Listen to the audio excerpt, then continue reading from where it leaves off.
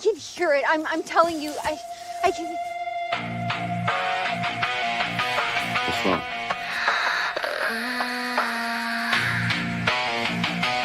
It's hurting them. What the fuck is going on? Hey, Sarah, talk to me.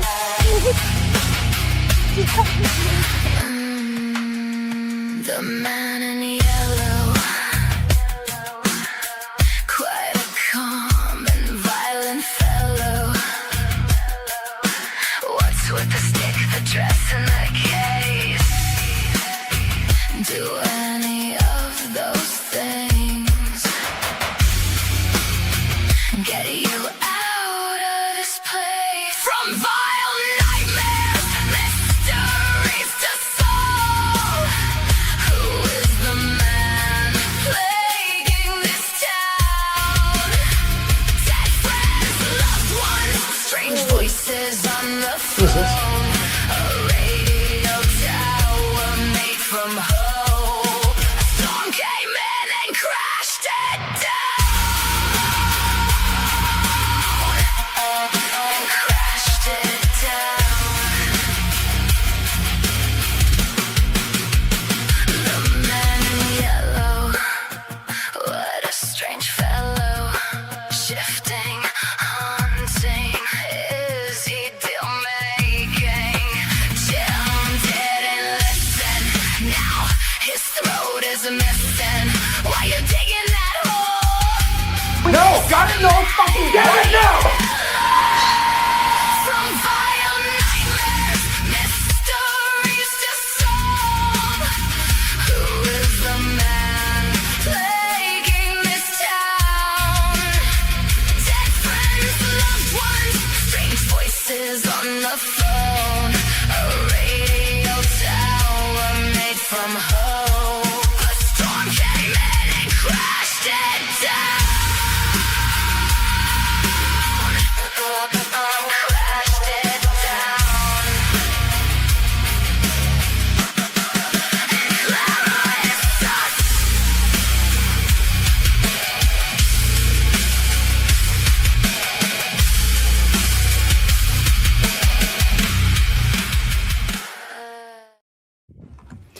And welcome everyone. Happy Monday. Tonight we are going to dive into this week's episode of From Season 4, Episode 4 with an awesome panel. We got some really fun, some recognizable faces, right? We got some fun folks with us, some folks who've been with us, and we got some new faces as well. And I cannot wait to dive into it with everyone on panel and all you guys in chat. I hope you had a great weekend, and all the moms out there had an absolutely fabulous Mother's Day. I had fun with the family, so I hope you all had as well. And for some of the moms, I hope you just had a chance to relax, right? I mean, look, we still had to cook on Mother's Day, but it doesn't mean you can't still put your feet up after and make them clean the dishes. So I'm talking to you boys, right? You get in there and you scrub, right, damn it. Scrub. That's right. But again, we're going to dive into the episode with everyone tonight. So welcome to our awesome panel, and of course Miss Dana Marie, who put it all together for us. That's right, guys, she is the one that does all the bits, and she's got a few extra bits to show off tonight. I can't wait to see it. Dana, how you doing? I can't wait. I'm so excited. I'm right. Yes, I'm geeking out a little bit. You got this. Maintain. Just but you didn't upgrade my bits. I can only, I know. I forgot. I didn't have time to pay for the other thing too. I'd remind you of that payment. They was going to shut me off. Oh, I'm a horrible person. That's right. She's got her own AI. We don't know who she is, but she's floating around here somewhere. Yeah, I don't care what they say about you. I think you're all right. I do. Think you're all right. That's called a Mike Shriver reverse compliment. That's what somebody called she's something. You have no idea the titles I've received. Yeah. But welcome, Miss Dana. I'm always glad to have you. It's got a birthday coming up too, folks. So you guys definitely got to hang out. We're going to be hanging with Dana for her birthday. We're going to be hanging before the birthday, but we'll definitely be hanging on the birthday. So you guys definitely stay tuned for all that. We might have extra special surprises all around. I know it's going to be fun. It's going to be fun. I'm getting old, folks. No, we're not a day over 25. I don't know what this calendar biz is, but somehow the year stopped it when we were 25, Gina. Right. When Thrifty said when he was born in his stream last night, I almost cried. I was like, that's a year It's before not I fair. graduated I high was like school. one of the youngest ones, and like, I what think is Baby going Clay, I on? think you're close to my age, or you might even be younger than me. And I'm like, damn it, I was the baby. What the hell happened? When were you born? 2001, Yeah. 2002? Oh, that was a good guess on my part. I'm a 90s baby, 35 all the way. That's okay. God damn it. remember those I days. was the baby. I'm not the baby anymore, Dane. I don't like it. I'm not the young one. It was somewhere in the middle. Fuck, I'm the middle child. I don't like it. Fits you. It fits you perfectly. All the trouble. Marsha, God All damn. the trouble. It's Marsha, bitch. Right? Who's Marsha, though? I don't know Anyway. who's Sally. I'm still trying to We're figure gonna out find. who Well, Sally is. that's for Sally Fever After Jesse Dark. Raphael. We'll find out more about Sally in Fever After Dark, because apparently, remember, that was a nursery rhyme, so we're going to carry the tongue twisters for Friday Night Fever, folks, into some nursery rhymes and things, and see what fun bits we can get into, and be surprised what's out there. Fun. But also joining us tonight, as always, Mr. James from The Walking Dead Explains. How you doing, man? Doing well. Enjoying being here on the panel with you guys, and excited to see what you and the chat thinks about the questions. So glad to be here. Right. And you got some fun bits coming up, right? Tomorrow night. It's going to be official. My first Twitch stream. So you guys come check it out. I'll have Dana and Thrifty, sounds like, on there talking some Walking Dead. So that'll be fun. Dude, they're not going to allow me. I'm mean. I couldn't get past the first episode. I love that show. So good. Yeah, we don't need any more death threats. Well, I just said the way I felt about the plot armor, Dane. Apparently, I was right. I called that shit, and they were still pissed. My bad. Touchy as fuck. But I can't wait to see what happens. I'll at least be in the chat hanging out with you guys, if nothing else. But then you'll be doing a lot, right? Then Thursday night? Yeah, you'll be with us hopefully Thursday night talking From, and we'll just go from there. And I'm just trying to figure things out, so hopefully Captain will join us at some point, and I'm in. Other guests and stuff. We'll just have to see how it goes. Right, close of one chapter and beginning a new, just like our story here, except we don't get to have bookmark stuff. We can't go back to story. Bummer. We don't have data. We need the magic. Are you the story walker? Can you make YouTube not be a piece of shit and go back and good luck? Unfortunately, YouTube rejected my magic. The riggers. A lot of them. They blocked my magic somehow. Oh, well, James, it's okay. The next chapter is going to be better than the last. That's the way I see it. Right? Yeah. It's going to be great. It's going to be great, and I appreciate all you guys' support. So, absolutely. Yeah. Oh yeah, of course. But also joining us, part of the collective, been hanging out with us through this season of From, and even before, my pro gamer buddy, Mr. Baby Clay from Everything Broke Down. How you doing, man? Yo. I'm doing good. How y'all doing? Thank y'all for having me. Always. Ready to talk this crazy ass episode. Right. And I know you got bits going on, so you got definitely want to go check out his channel. I know we're gonna do what we got a giveaway at some point we're doing. But we got so much stuff going on. I don't have the calendar in front of me, but I know it's coming up. Yeah. It's coming up and it's free. All y'all got to do is like, subscribe, comment either on Scarlett's or my channel. And I put Scarlett's Discord in the description on my channel so y'all can get more information on giveaways. Awesome. I can't wait. Nick L and Dana got the t-shirt. She's going to be showing off those in a little bit. She got one on right now. Oh, shit. But they put together some really, really awesome bits. Oh, Dana, careful what you showing off. Why you just I know. Sorry, I'm not used to damn, Dana exposed. Dana Marie exposed. I know it's very Dana. rare that I'm on camera, so I know I've never seen you before. I normally only go on camera for Dungeons and Dragons, so. But I can't wait for Baby Clay, because again, Nick L and Dana got lots of nice prizes for you guys, so you definitely want to check that out. And coming in right now, putting him on the stage, everybody, just calm down, be careful, get your talismans ready, all right? Because we have the one, the only, Mr. Milkman. How you doing, Mr. Milkman? Been a week or so. Jana is on camera tonight, so I can tell her to her face. Clara is a super side character. Stop it! Stop it! Stop it! Look, man, Mr. Milkman, you and your band of misfits here in the town have been y'all stirred up some shit. Now, I mean, what in the fuck is going on? We're eating them. We see that, and the liver seems to be her. The liver is a delicacy. It appears to be. Tastes pretty good. I love some chopped liver. You fry it up a little bit. Yeah, with onions. Yeah, well, you know. But how you doing, man? How you been? I'm great. I just woke up from my nap. Well, it is. It's getting it. The sun's going down. It's about that time for y'all to come on out. Right out here.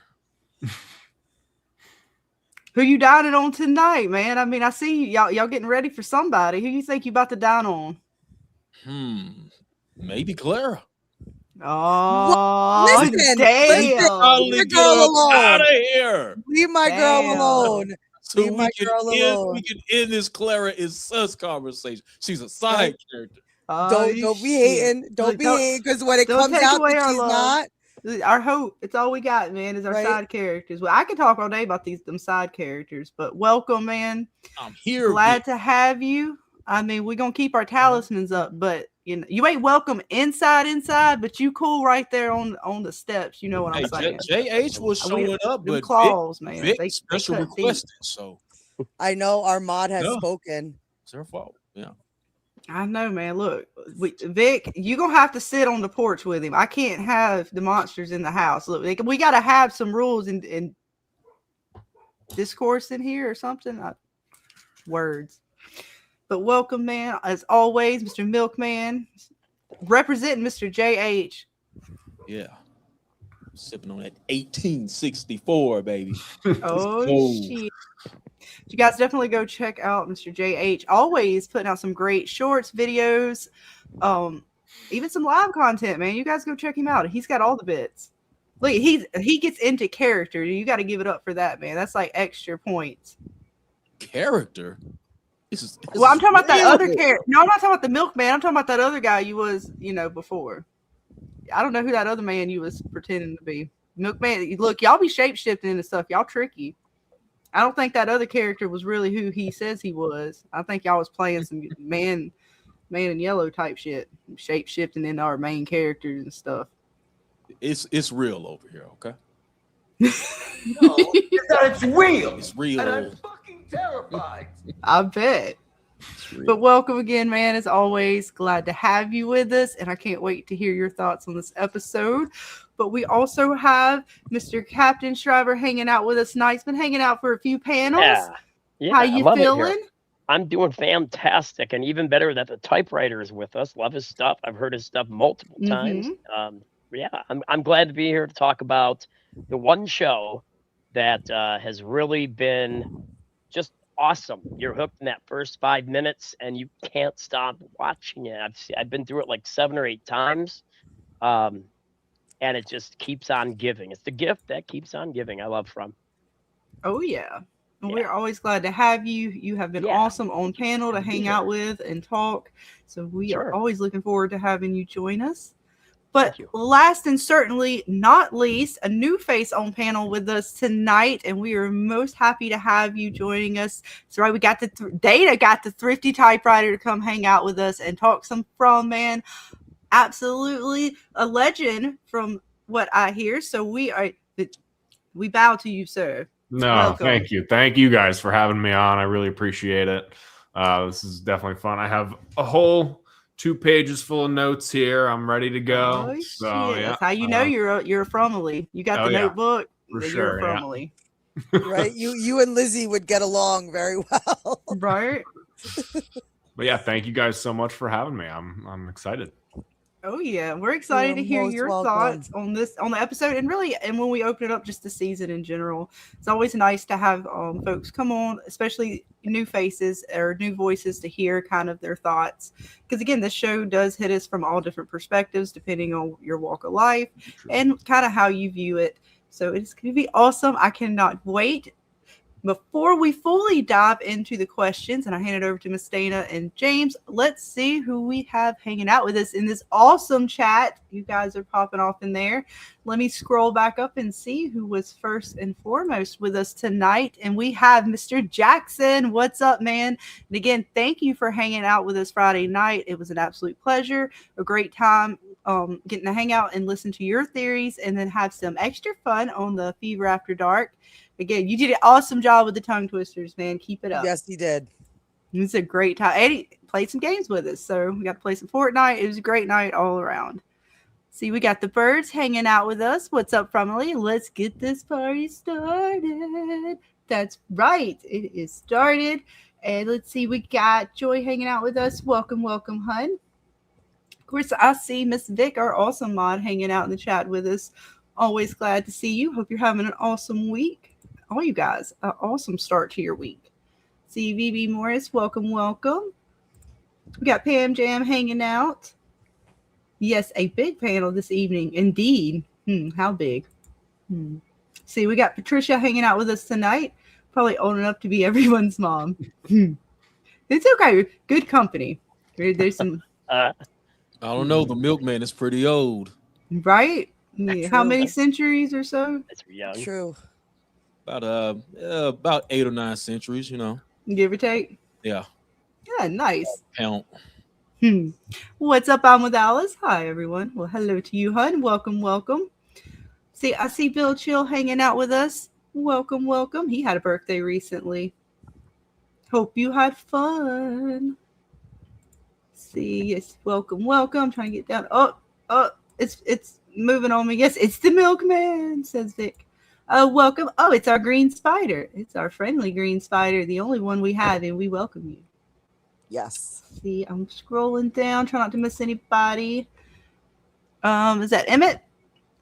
Welcome, welcome. I'm sorry, you guys know I have a hard time reading words, but if I mispronounce anyone's name, I apologize. Trying to make sure I'm scrolling through. I see Robert hanging out with us. What's up, Robert? Always glad to see you. Hope you had a great weekend and an awesome start to your week. What's up, JT? Again, had a great time with you Friday night as well, man. Always glad to hang out with you guys. Hope to have y'all back for some more Friday night fun. We got the teacher in the house, Miss Jen the teacher. Hey, Fromily. What's up, what's up? And, of course, we got Captain giving out the gifted memberships. Oh, who got this one? Getting started. I'm going to play it. Who got this one? I got to see who got this one. Lovejoy did, or Joy Love, or was it Joy Live? Nice. Oh, yeah. Oh, I've never seen him in here before. Congratulations to said individual. Joy And for Captain's awesome gifted membership, we got a little fun. Welcome to the fever dream. Fever, you're on fire. Welcome to the burning desire. I said fever. Join the party. We're burning all through the night.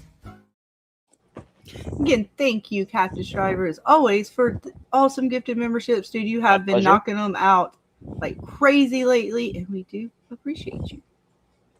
And I saw Pixie too. Oh no, where I missed, where'd she go? I seen you in there, Pixie. There you are. What's up, hun? Always glad to see you hanging.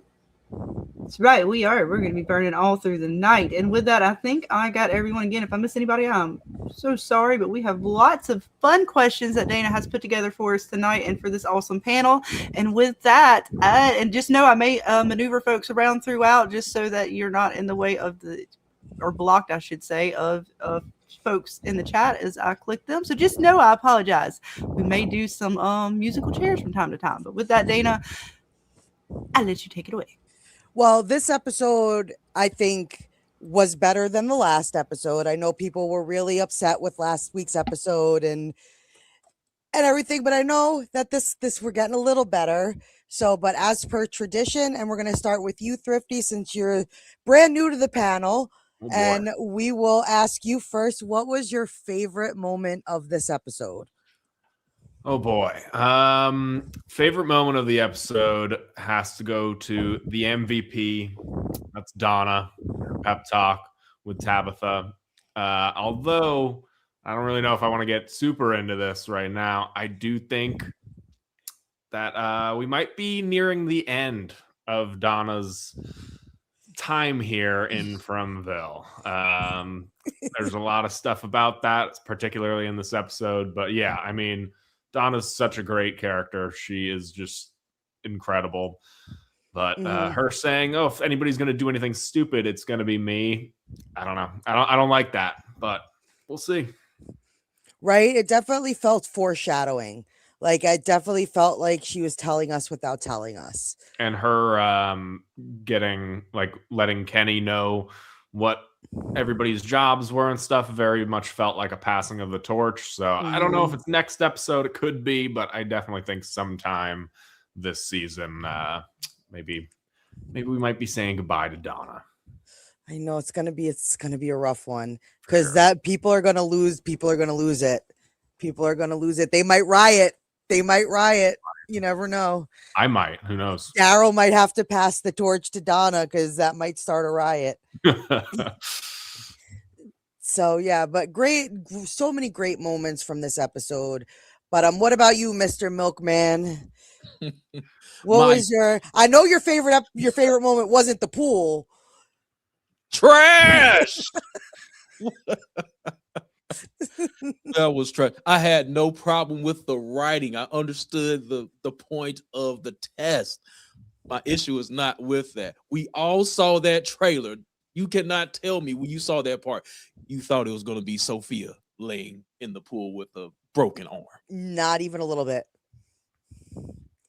I thought it was Jim in a pool. Right? We all saw how that turned out. Yeah, it was. I thought it was going to be a dead monster, somebody else dead.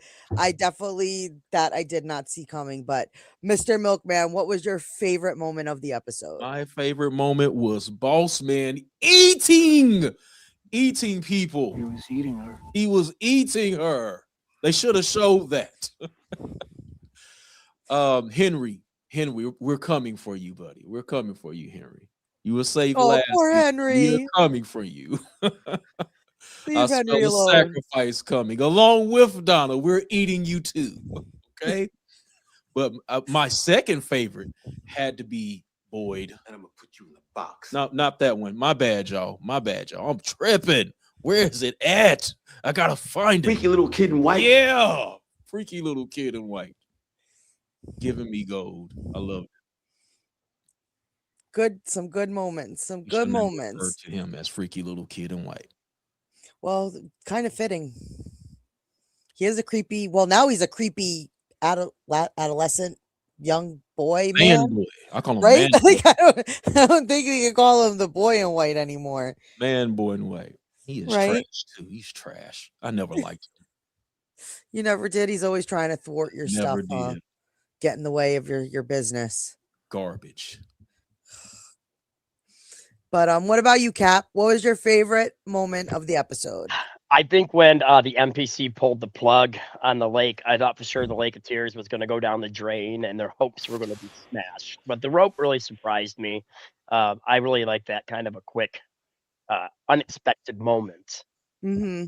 Yeah, that part there, yeah. Or it might even be Henry at the beginning. Henry really seemed to be, I don't know. I think there's more to what Henry knows, but yeah. Probably some great moments. That rope. I don't know if I'd be pulling that rope. Yeah. Oh no. Tears goes bye-bye. Right. But if that didn't give you a Lost flashback, I don't know what moment of the show absolutely will do that for you. Post. Right. I was just like, no, they didn't. No, if there's a fucking It did remind me of that. If there's a fucking hatch underneath the fucking lake, I'm gonna lose my shit. I'm gonna lose my shit if they fucking go down. And we see Charlie, not Penny's boat. Not Penny's boat. There's already been a hatch too in that little cellar that Elgin took Fatima to. Oh, and yeah. I was like, yes. yeah, but yep.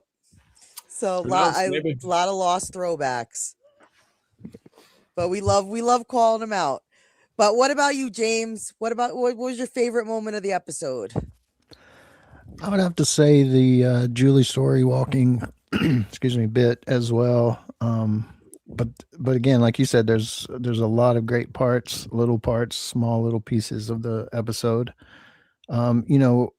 Like Milkman, if I had to have a second one, it would probably be the manipulation of Sophia and Sarah. Just the way she described the Abraham story and the way they edited that and cut it together. I thought that was really cool. Nice. I love manipulation and trickery. It is. That's Sophia, but we're going to get to her. What about you, Baby Clay? What was your favorite moment of the episode? Oh, excuse me, my voice went out. I ain't gonna lie. I think one of my favorite moments is for sure seeing the man in yellow dive deep into some organs, because it shows us that now two people know about the man in yellows per se. That's present Victor and our Julie. So I wonder if in some time this season where they run into each other, like, hey, I saw that same man doing the same thing when I story walked. So I love that. I like the coloring, and it's like real dark red coloring that just makes this scene even sicker than what it is. But yeah, this scene for sure, and the bookmark, like how she will, I guess, know what time zone she will go to or what chapter she'll go to based off this bookmark. I think was genius, adding a bookmark into an actual human story walk, and it's actually neat how they did it instead of like a normal bookmark is Julie's story walking. She's leaving the bookmark somewhere. Possibly maybe it's to go back, or I'm not sure what the plans are, or maybe to save that moment where she went. So I'm ready to see what happens with that, with the whole bookmark situation. Is that how she's gonna be able to go right back? It was an interesting little tidbit that they gave us with that. It's going to be fun to see if that actually works. I think she was onto something. She just didn't execute it the right way. Like, I think she's onto something. I just didn't think she did it the right way. But what about you, Miss Scarlett? What was your favorite moment? All right, and you guys have listed quite a few good ones, and you guys in the chat definitely let us know. I'm gonna read your guys' comments on that right after I say mine, so definitely let us know what your favorite moment was. If I have to choose, I'm trying to think, because I've already named a few good ones. Oh man, because I do like the Sophia bits. Okay, the ring is interesting. I do love the Sophia bits. That one, again, her whole whatever her deal is, the man in yellow, that's tasty. But what the fuck is up with the ring? And is that, if that's her ring, I swear to God, Dana, that does not look like the same ring that was on her fucking, on Abby's finger. It didn't. It looks. Why does his band look smaller, like a woman's, and that one's bigger? Is that? We'll get into more of those questions, but that is the bit I'm most excited about and curious about, because I'm still on Ringgate here, Dana. I think it's going to be a caulk gun situation again, but I can't give it up. Maybe there's more to Abby than we know. Well, I'm wondering if he's wearing her ring and that's his ring or something, but then that still doesn't make any sense. It's because it's not making sense to my brain. I find it the most intriguing. So I like that bit. But yeah, the Sophia bits, whatever the hell is going on with Boyd and Miss Abby here. And then the Golem. I mean, oh my God, the Golem. Right? I still it's gotta more give than it to just Bill. the Golem, Bill called though. it. Because it's even Bill more than the called Golem, right? It's why she's making it. And that's an interesting thing to note and to kind of keep track of with her and her connections. She got all the connections right now, Dana. She does. She got weed, too. All the connections. Right? But let's see what you guys in the chat are saying. I know some of you guys were, like Jen said, why the hell is he pulling that shit? Yeah, I know, right? Because we're curious. I would have pulled it as well. I know you would have. Damn it! There could be treasure down there, Dana. Not the kind of treasure we want. Well, it could be like an anchor or something. It might be worth some money. And Where are salvage we the fuck going out to of that. to the Fromville pawn shop? Like, I don't. Maybe I don't. How much would Victor give me? He's got a treasure trove of shit. You know, he might give me for the anchor. He might give me the fucking map. That's it. We get stuck anywhere. I'm just tying you up. That's it. Good luck. That's it. Hey, listen. Immediately I said, "Oh, Cable from Lost. Oh my God, there's going to be a whole fucking station somewhere, man." Adam says Roger pulls rope. Me, hell nah, bye. He's like, I'm out. Y'all start touching shit. No. He's like, I'm out. I'm running back to the fucking town. Right. Y'all by your damn selves. I am gone. I will But it's be just a in little the little bubbly. tiny You hut. never know. It's fine. Don't worry. We got to solve the mystery. Wait a minute, Thrifty, are you pulling that rope?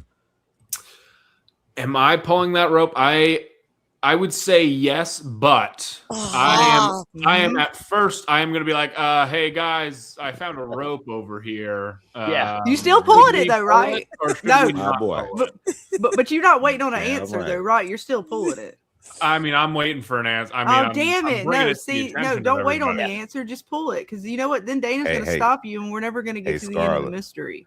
Crazy. A hard head make a soft ass. It's fine. You know what, baby? I look all day, every day. I'm fine with it. It don't hurt my feelings none. Oh no, Mr. You know how many Milkman, times are you I've pulling that skirted? rope, Mr. Milkman? Dang, you know how many times I've touched stuff and I've kind of gotten out of the way of things, gotten out of the way of boulders many a times. You just got to watch out for the arrows. Mr. It's Milkman, traps, are you Dana. pulling Look, that you rope? taught me well in D&D. The Milkman wants to see the Kool-Aid man. The demon Kool-Aid man. Right. I want to see you too. Pull the It's fucking a rope. party. That's right. It's We need a to. party. Yeah. I want to figure out what the hell is going on in this place. I'm touching everything, Dana, and I'm possibly going through the tree, but I'm throwing one of those extras, not Claire. I'll leave Claire alone, but I'm throwing one of them side characters through the tree first, just to see what happens. Put me in the box and find out. I'm gonna team up with the monsters. Right. They might. You never know. They teaming up with Sarah. You never know. They might. They might want to play. If I offer them a fun game, you never know. That's right. Don't fuck with me. See, Marilyn says, I'm curious what happens to the bird they found. The lake water has a dark effect on the animal. Yeah, that is definitely going to be something curious to watch and see what happens with it. Yes. Did anyone think the Gulagog looked like a golem? A little bit. He looked interesting for sure. Could have been. Let's see. Let me scroll down a little bit. It says, once I saw those freaky patch scarecrows, they'd go straight back into water. You seen Jason? Well, but see, he pulled the rope, so they can't go back in now. They floated to the top. There's no putting the genie back in the bottle. You got to get your 3 wishes.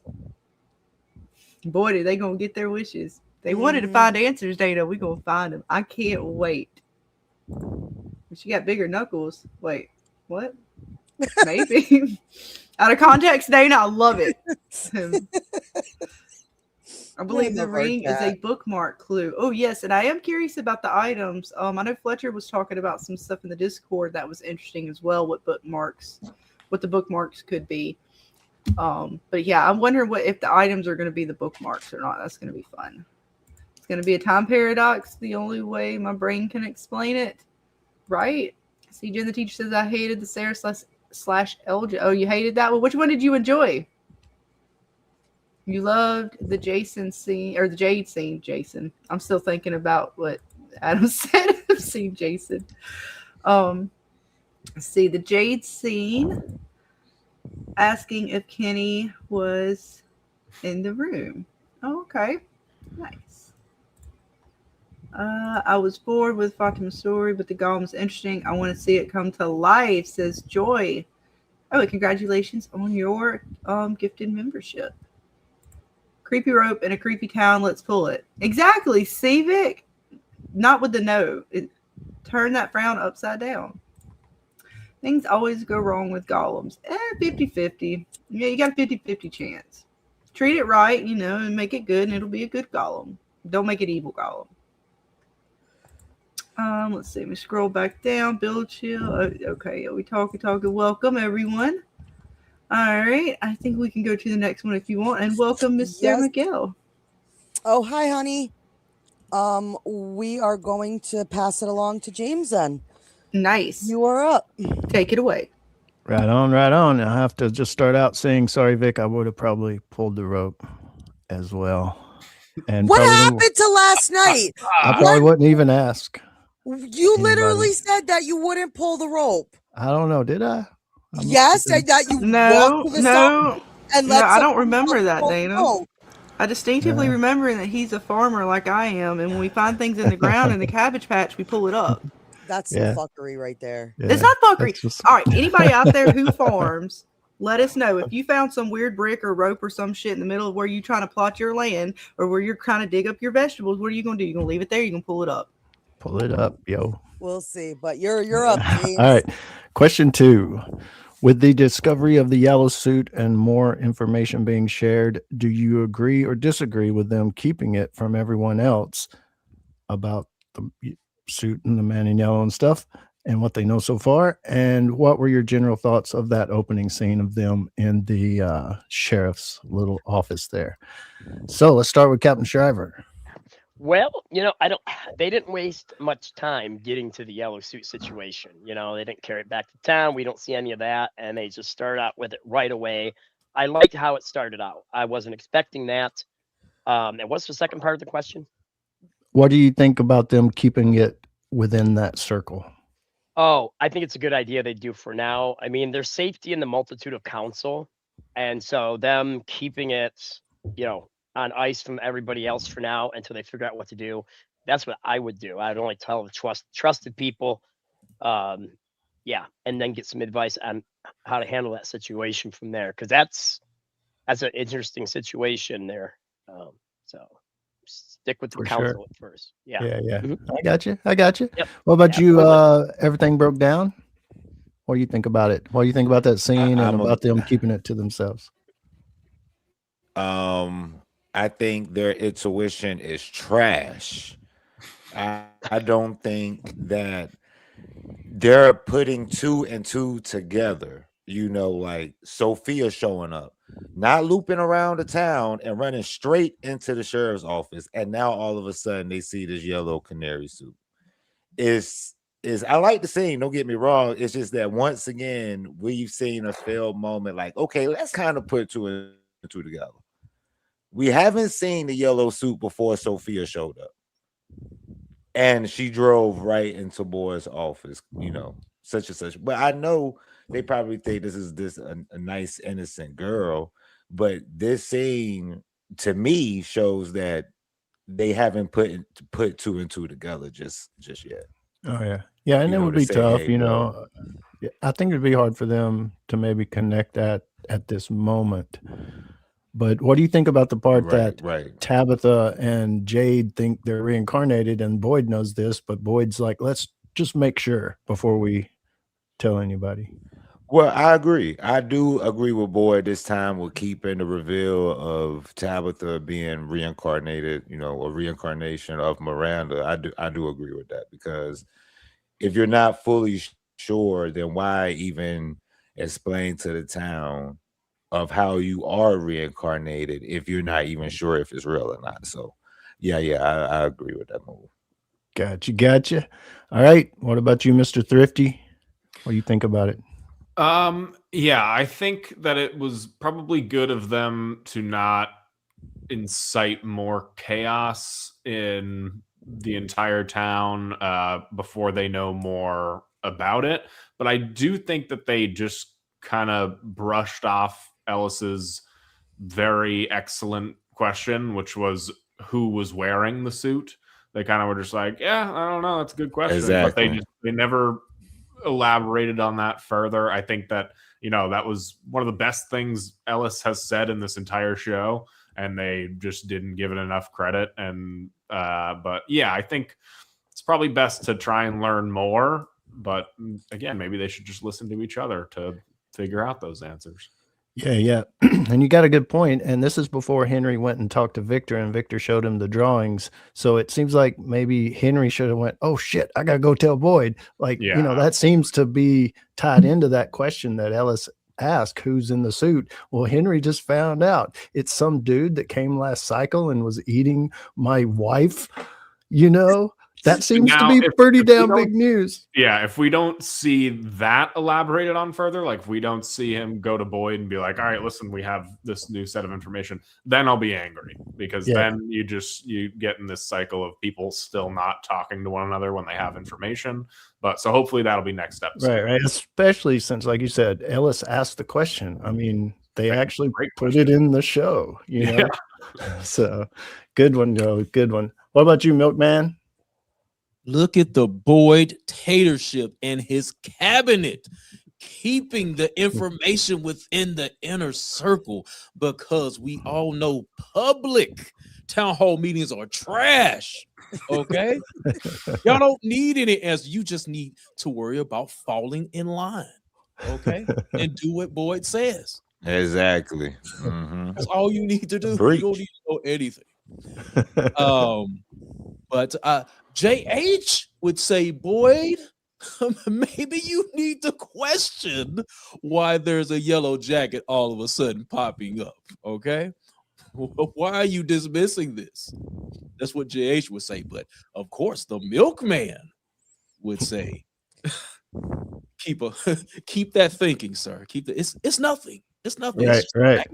It's just a jacket. Right. It's nothing. It's nothing. It's nothing. Got you. We got you. We got you. All right. You What about just you? keep ruling with an iron fist. That's right. That's right. Keep going as planned. What about you, Scarlett? I mean, again, it was nice to see like an opening kind of scene where they are starting to talk about the bits, kind of sharing them, and it was kind of throughout the episode, but particularly here, they share a little bit. We get to hear a little bit about also Jade going on a trip, so there's a lot of little kind of intricate conversations going on here, kind of amongst the characters, and them trying to also talking about getting the information out of Victor as well. So I do like that little point where Henry's like, no, let me, like, back the fuck off. He's my kid. I got this. You know, give me a chance to kind of get the information. So they're on at least a path. They talked about the boy in white as well. Like, well, at least Henry did. Henry's coming out, you know, what the fuck was this little dude out in the woods talking all kinds of bullshit? And all of a sudden y'all leave my kid alone. Y'all go worry about the other fucking things that go bump in the night. So I liked it. It was a good start. Again, yeah, Boyd's trying. He needs to pay a little more attention to the details. And clearly something's popped off in this episode and last episode that's trying to get his attention. So we'll see where that goes. And if they can put the pieces together, especially now with Julie's story walking, we'll see. It was a good opening. Again, this is the season. If they're going to ever kind of start talking, this is the season to do it. And yeah, I agree. Don't tell everybody in town. Not everybody needs to know every little fucking bit. Okay. We saw what happened when they found out the food might have had a little situation. They all went and fucking Tien Chin raiding and shit. You know, them background characters don't get shit, especially that one dude that came behind Kenny like Muscle. And then there was another dude this season who looked like he was a damn zombie himself. No, fuck them. They don't get to know shit. They didn't know. And then they all like telling Jade, oh, you need to go do more work with the Cabbage Patch. Fuck you, man. He's out here getting spooked and haunted everywhere he fucking goes. Why don't y'all like actually pick the vegetables as opposed to, you know, trying to take them from Tien Chin? May she rest in peace. Right. And, you know, Henry standing there talking about the boy in white and the paintings and the man in yellow. They should have been much more suspicious about the man in yellow and where he was and the question that Ellis asked and stuff like that. Oh, yeah. And what do you think do you think Tabitha should have, or, you know, she almost did a couple episodes ago or so, but do you think Tabitha should have told Henry that about the reincarnation thing? Yes, and I think she started to last episode? Yeah, maybe last episode. She started to kind of get there, and then she stopped. So, and even then they were like, "Have you told him?" And she's kind of like, "I don't even know if that's a real situation, Donna. Like, you bringing up my personal biz, you know, like he got real personal with that shit."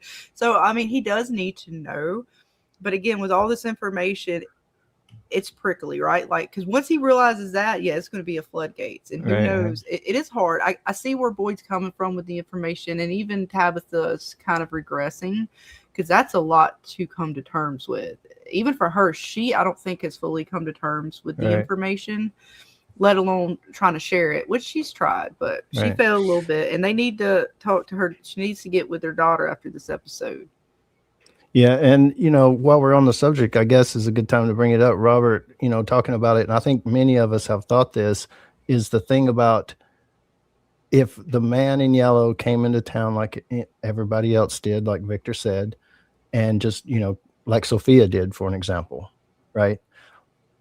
Why didn't Miranda recognize him? Yeah, she didn't. Yeah, that's what Robert was asking. She didn't seem like the yellow suit itself flagged her. And again, she's weird about some of this stuff right now. She's almost in sort of a denial phase again. Because again, she started to come. What she's doing with the kids is great, but she's still not even believing what Ethan is saying. So she's still in this sort of denial phase. I don't think she wants to come to terms with it either. Because she's doing the same mistake. She's constantly repeating this stuff. And then she's still, even with her kid, like Ethan told her, I didn't tell you about the Lake of Tears because I knew you wouldn't believe me. And then when she talks to Julie about it, she talks about it as if she doesn't believe him. It's just a way for him to cope with the grieving and the loss of his dad. So she's like, I'm just taking him here to appease him so he doesn't go again running off like a little spider monkey every fucking where off into the woods. But still not understanding the realization of how deep this shit goes. Even like she's denying here the fact that yes, you were Miranda, and it's not just memories in your head, you're a possible reincarnation, and that is your ex-husband or what, however the fuck we want to label that situation, that situationship. That is Right. She got 3 lovers at one time. I can't even imagine. Then you lost one. Wait, she's got 2 now. Wait, hang on. Fuck. How many does she have? Damn it, I Losing lost count. count. Losing count. What about you, Dana? What do you think about it? Well, I agree, Thrifty. Like that question definitely shouldn't have been brushed over. Like who was wearing the suit. But I just think there's so much going on. I am just happy that more than one person is in the room with another person and sharing information. I'll take it. I will Amen. take it because they have a problem sharing information. And I'm okay if you want to keep it in your little close knit group of folks. I'm okay with that, but just share.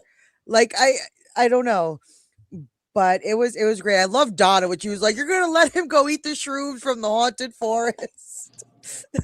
Like that made me chuckle a little bit. But it was a great opening scene, and I loved the sharing of the information. So I was all for it. Whether it be just the 5 of them, I'll take it. But at least now they're starting to put it together a little bit. They could do it a lot more, but we're getting there. But yeah, we got a lot of folks in the chat. Got lots of things said. I didn't even get all you guys started yet. All right, let's see. Let me go back up to my top starred one. We got from the Copper Broom. The biggest problem is that they don't talk to each other, and they especially don't listen to Ethan. You know what? I know, right? The children are becoming a little bit more knowledge. They're gonna have to regroup with the kids and actually not just listen or hear, but really listen and believe them to a degree. Let's see. Joy says the brain trust now knows knowledge comes at a cost, so it shouldn't be shared willy-nilly with a community meeting. Absolutely. You gotta be careful with the knowledge. Vic says if they told Julie about the suit, she would have put 2 and 2 together. Well, they definitely need to after this episode. Julie needed to maybe talk to mom, sit her down with Ethan, have a nice family meeting, bring Jade in. I know, Jim. I can hear him, Dana. I know he's a ghost right now. I can just hear him. Believe me. We gotta have family meeting. You can come up and pop up too with your ghost self. It's fine.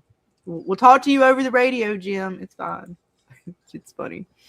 All right. See, Adam says Julie needs to recruit Jade for a team story walker. See, yeah, they need a better plan. Absolutely. Totally agree with that. See, Jen says they just heard Henry mention all the paintings that he saw for 40 years. That means he has some knowledge, and them not telling him was stupid. They should have told Henry. This will hurt him later. And yeah, it is. It's kind of one of the things like, when do you tell somebody some of this information? When is a good time in a place like this to kind of, put him down gently, I guess. And then is it a good time now with the new information he ends up learning? I don't know.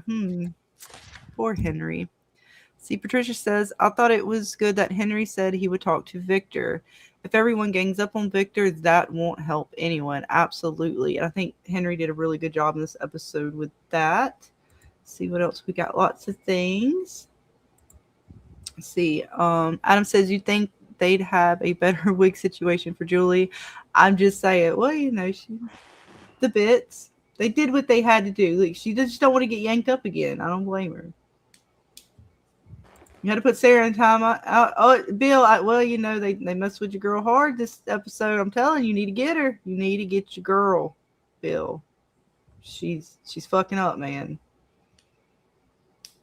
I don't even know what to say about this week's Friday Night Fever and After Dark special, because she went a little too dark.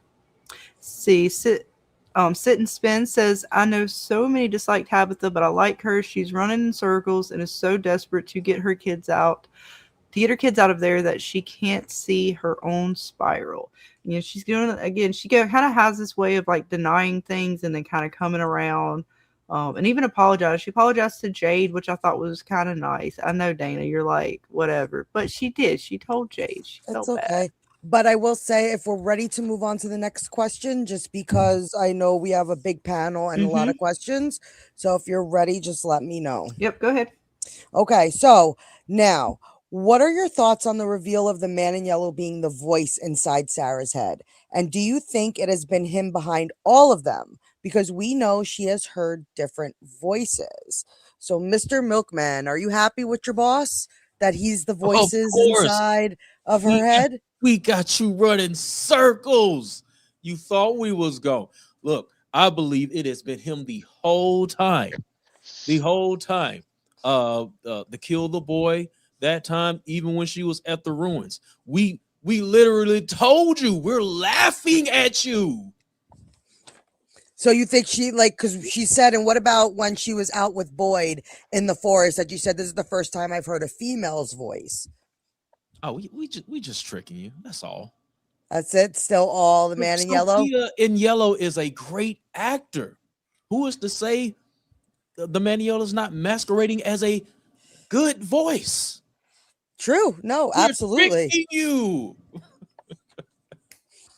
Absolutely. So you thought it was a cool reveal that we finally know who's behind them? Yes. The milkman loved it. JH, I know you're from VP. I know you're counting on her, but she's gonna lose. Well, I guess we'll have to wait and see. But what about you, Baby Clay? What was your thoughts when you saw the reveal of the voices? I agree. I think she's been doing the voices all along. She's been manipulating this whole thing where, well, man, whichever one, the entity that's over this young lady's body, you know, I think she's been doing it all along, you know, down from the diner, down to the voices, even down to the music box when Boyd took her out to the ruins to try to find the music box. You know, no one else could see it, but she knew it was somewhere in that vicinity. So I think the man in yellow was navigating her through that as well. And all of this has been a test. You know, this goes back to, because if I'm not mistaken, the voice that she heard in this scene was, hey, take the cup, put it to your mouth, act like you're drinking it, pour it back. So I think all of this was showing the audience that, hey, this has been him this whole time. So yeah. Okay. And what about you, Thrifty? What did you take of the reveal of the voices being the man in yellow? And do you think he's behind all the voices that she hears? I thought it was a excellent reveal. It was I know it was something that a lot of people had theorized before, but to get that confirmation and that reveal was really great. And I do think that it's him. I think while there's definitely some other monsters out there, I do think that this was the man in yellow the whole time, and that he look at him in that photo right there. That's the man in yellow. He could probably change his voice at will if he wanted to. So yeah, I definitely think that it was him this whole time. I thought it was a great reveal. And I also was happy that they kind of confirmed that the water didn't mean anything. It was just to try and see how far he could push her and just to try and gauge what he's still going to be able to get Sarah to do. And that opens up a lot of interesting doors. It does. It makes me scared for Sarah. Because I feel like she's been trying so hard to fight that. And now they're using that manipulation, or the man in yellow is using that manipulation all over again, because she finally has a connection with someone, be it Sophia, and she doesn't know obviously who, but it's like somebody's actually willing to give her a chance. And that's so like that matters to Sarah right now. So that's totally going to send her back down the path. And I don't even think she's going to realize it, if that makes sense, because she's just so desperate for a connection.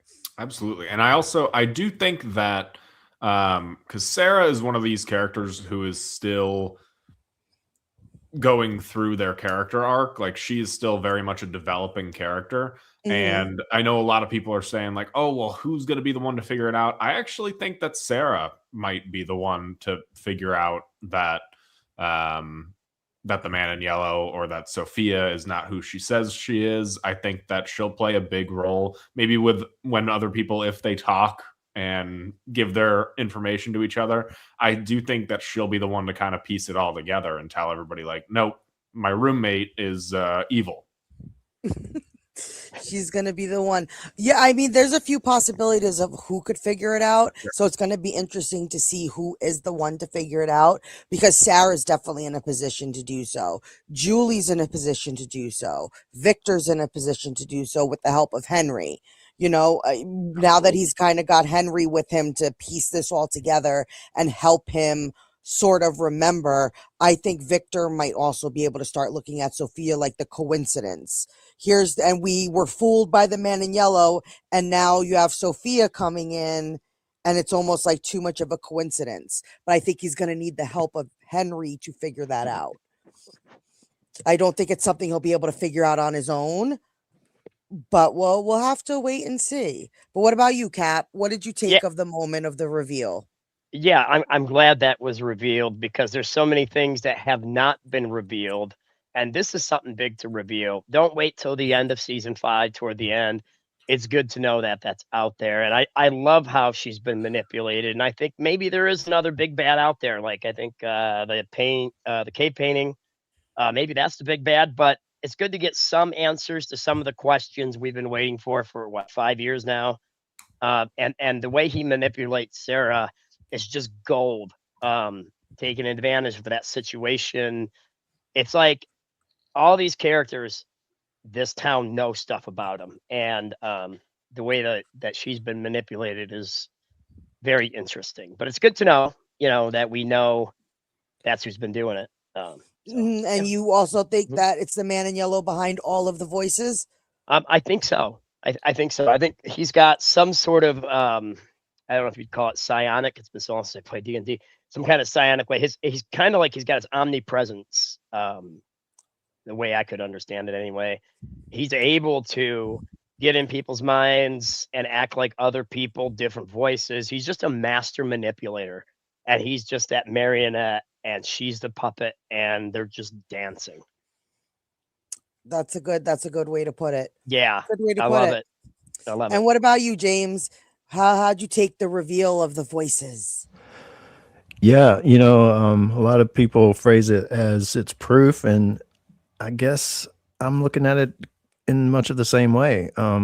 It does say that whether it was a female or a male or whoever the voices were, if it was two voices at the same time, it does seem like it points back to the evil entity, aka Man in Yellow. So, that begs to raise the question, are the ghosts tied into that as well, or are they part of the boy in white side of things? But there's a lot of mystery, and I can't wait for the reveals of Sophia, especially with like the broken arm and the broken wing of the bird. Do they have any correlation together and stuff? I know. Vic blew my mind with that today in the Discord. I was like, I'm going to add that to part of the question.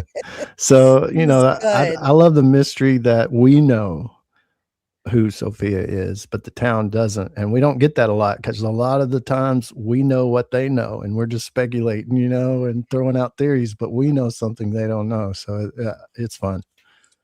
I like the reveal. Yeah. I did too. I did too. And I think I'm with you guys that I think he's definitely been behind all of them, but I'm still on the fence about the ghosts, about the spirits. I don't know if he's also behind that. But the voices, I definitely am with you guys. What about you, Scarlett? What'd you take of the reveal? Well, Dana, I'm pretty good with it because it goes back to some of the bits we've talked about before, and especially how it's showing the man yellow, Sophia, whatever this being is, how she's doing this, right? It showed how she brought the pastor back. Again, she's almost as if she's doing this prayer type deal, or she's closing her eyes, meditating, whatever she's doing, she's going into deep thought in order to create these events and happen. So it looked as if even when she came back down the stairs, right, Sarah is still in agony. It's not like, okay, she came out of that state of mind, Sophia, and Sarah came back to, okay, the voices left me alone, I'm now cool. No, it was still as if she was being taunted with this. So with that in mind, very curious going forward if the man yellow is not behind most of the negative forces we've seen. And I'm telling you, if she is somewhere and she goes into prayer state, and next thing you know, Father Cautry pops up, dead Father Cautry or Tom or somebody like that. Dana already said I think that those two are the man in yellow. Not to mention the fact I'm now starting to look at little Miss Kimono Lady. I'm just saying, if he's able to shapeshift into all this shit, he's popping off voices in her head, and he's been doing this all along. I don't think we've seen Kimono Lady and the man in yellow at the same time. So I'm wondering, because he's the one that made the deal, right? Possibly. I mean, my theory is he made the deal with the townspeople, the original monsters. So if he's bringing them back to life in some form, because how the hell did he get that suitcase from down in the caves up topside? Kimono Lady was down there. So they might be one and the same. And Kimono Lady was saying the same shit to Elgin that the fucking voices was telling Sarah. And there's this water connection as well. Kimono Lady was acting all pushing motherfuckers in the water, dripping hands wet, all this kind of stuff with water. And then we got old Sophia here talking about, okay, let's test you out by using water. That water theme is, even though the water didn't have any meaning as far as hurting anyone, water is still a thread that they constantly throw in our faces. It was constant in this episode. It's constant with Kimono Lady. So I'm starting to think Kimono Lady, again, Martin, for those who don't like it, I'm sorry, Martin Suss I still feel like he might have possibly been part of it as well. I mean, it just kind of is starting to track with the way that the man in yellow has played everyone from the beginning. I could see him even being Martin. Like, there's too much of this kind of fuckery going on. That is a high level powered being. Again, she's able to close her eyes and put these thoughts into someone's head without touching them, and then still have that person in pain while she's down here checking on her. How sadistic, again, is this bitch to literally come down what's wrong, knowing that she's causing the pain? Right. I mean, it's just crazy. It's crazy. Ridiculously amount of power that's going on here. And what about you, Baby Clay? What do you think? How was the reveal of the voices?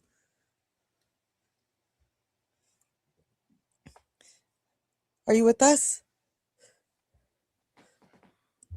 We got him. No, Greg, give him back. No, there we go. No, take you to the Lake of Tears. Hurry. No, but you will bring you back. Lake of Tears is a lie. Just we don't know that for a fact yet. We'll find out. It just soon. went down the drain anyway. But okay, why don't we see what's going on in the chat, and then we'll get back to Baby Clay as soon as he pops back on. All right, let's see. Sit and Spin says that was confirmation that the man in yellow is one of the voices in her head, right? At least one of them, that's for sure. See, Adam says the voices are playing truth or dare games in Sarah's head. It was pretty diabolical and masterful, I will say.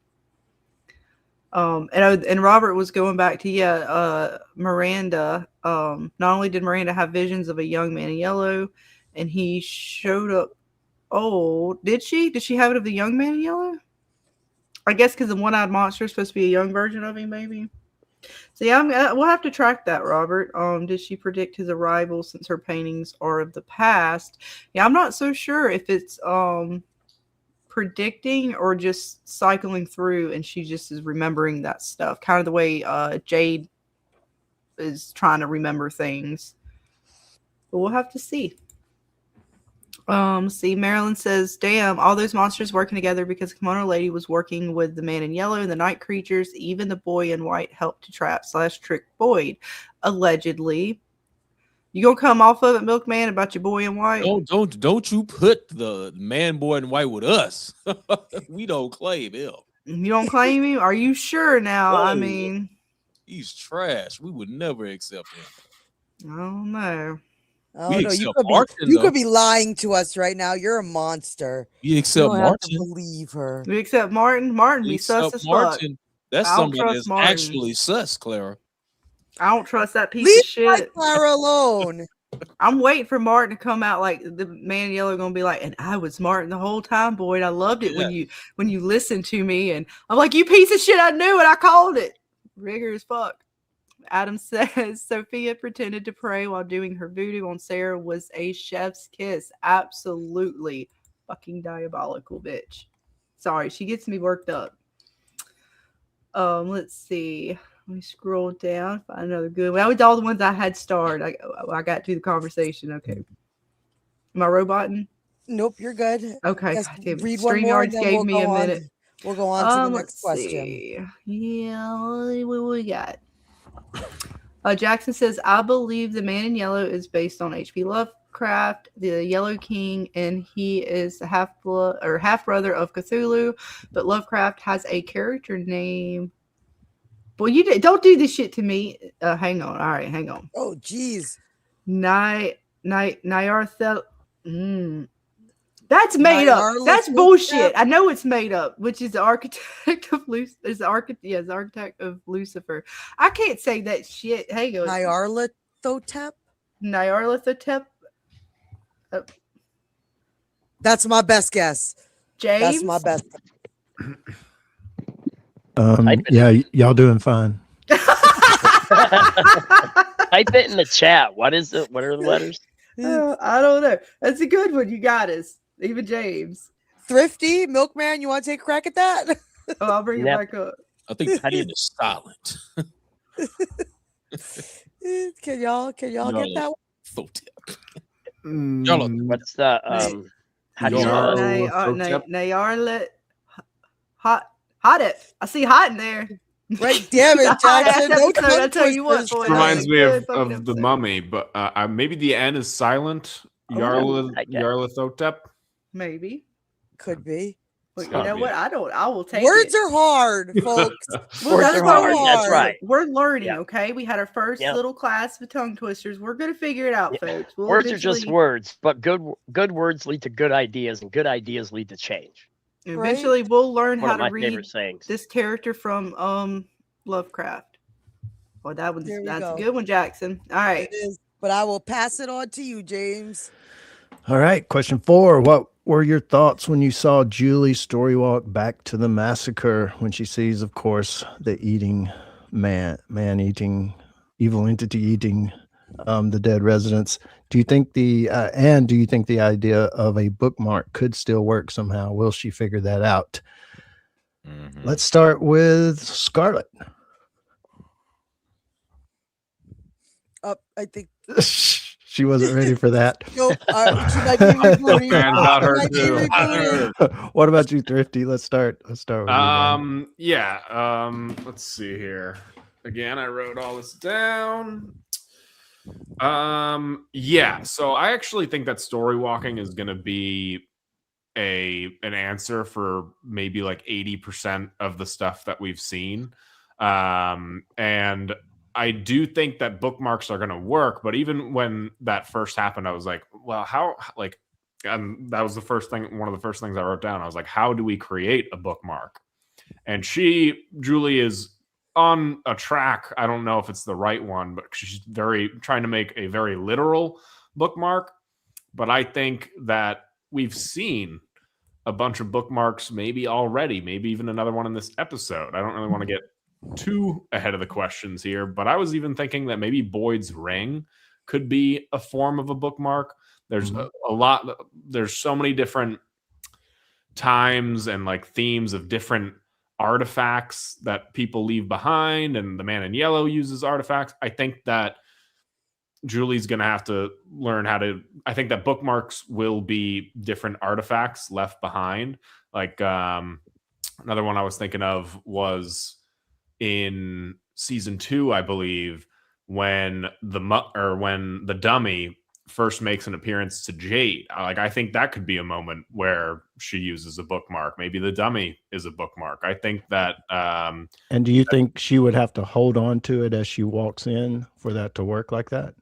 It's got to be something like that. Yeah. Or like because those different artifacts came in from all these different times. So I think that, yeah, maybe if she's holding it in the present, then it'll be able to take her back to a specific point. And I think she's going to have to like kind of learn how to calibrate that, just like how they're trying to learn how to use the tree specifically. But yeah, long answer. But yeah, so I think that she's on the right track, not quite there yet. Right. Do you have any idea or theory on, for an example, she did kind of go back to the RV at least in the one story walk. So she's in her head, maybe she's thinking, I want to save my dad. I want to save my dad. Do you think there's any rhyme or reason why where she goes when she walks in, like for example, the massacre? Why did she go to the massacre in this moment? I think it might be kind of the same thing as the faraway trees. You can step in, you have no idea where you're going to go. But, and I made a video a while ago talking about the faraway trees. So I think that they will eventually learn how to actually use them correctly or efficiently. And so I think it'll kind of be the same thing for her. Right now, it might just be random. Like she was thinking about her dad. Maybe that's why she went there. But again, that might have just been entirely random. Right. Good one. What about you, Captain? What's the question again? What did I think about the 1970 massacre, like when Julie showed up? Yeah, and if you think the bookmarks will work eventually. Yeah, I think so. I think they'll work eventually. I think that the infinity symbol is going to be huge with that. And the fact that she shows up right there where he's going to Chowtown, the timing is just beautiful. Beautifully written. He's in Chowtown. He's happy. He's having a good time. And Julie's face, her expression is priceless. She turns around and she sees this vampire-looking creature. I mean, because if you look at the actor, they really did his skin. He looked like a little bit darker. Or maybe that was the lighting.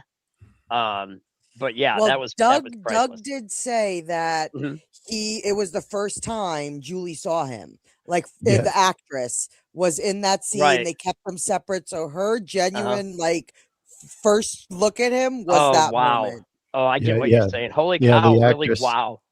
Yeah, because in the Yeah. timeline, this maybe it kind of seemed like the man in yellow might have been the first time he saw her, but this was the second time she saw him in the actual show timeline.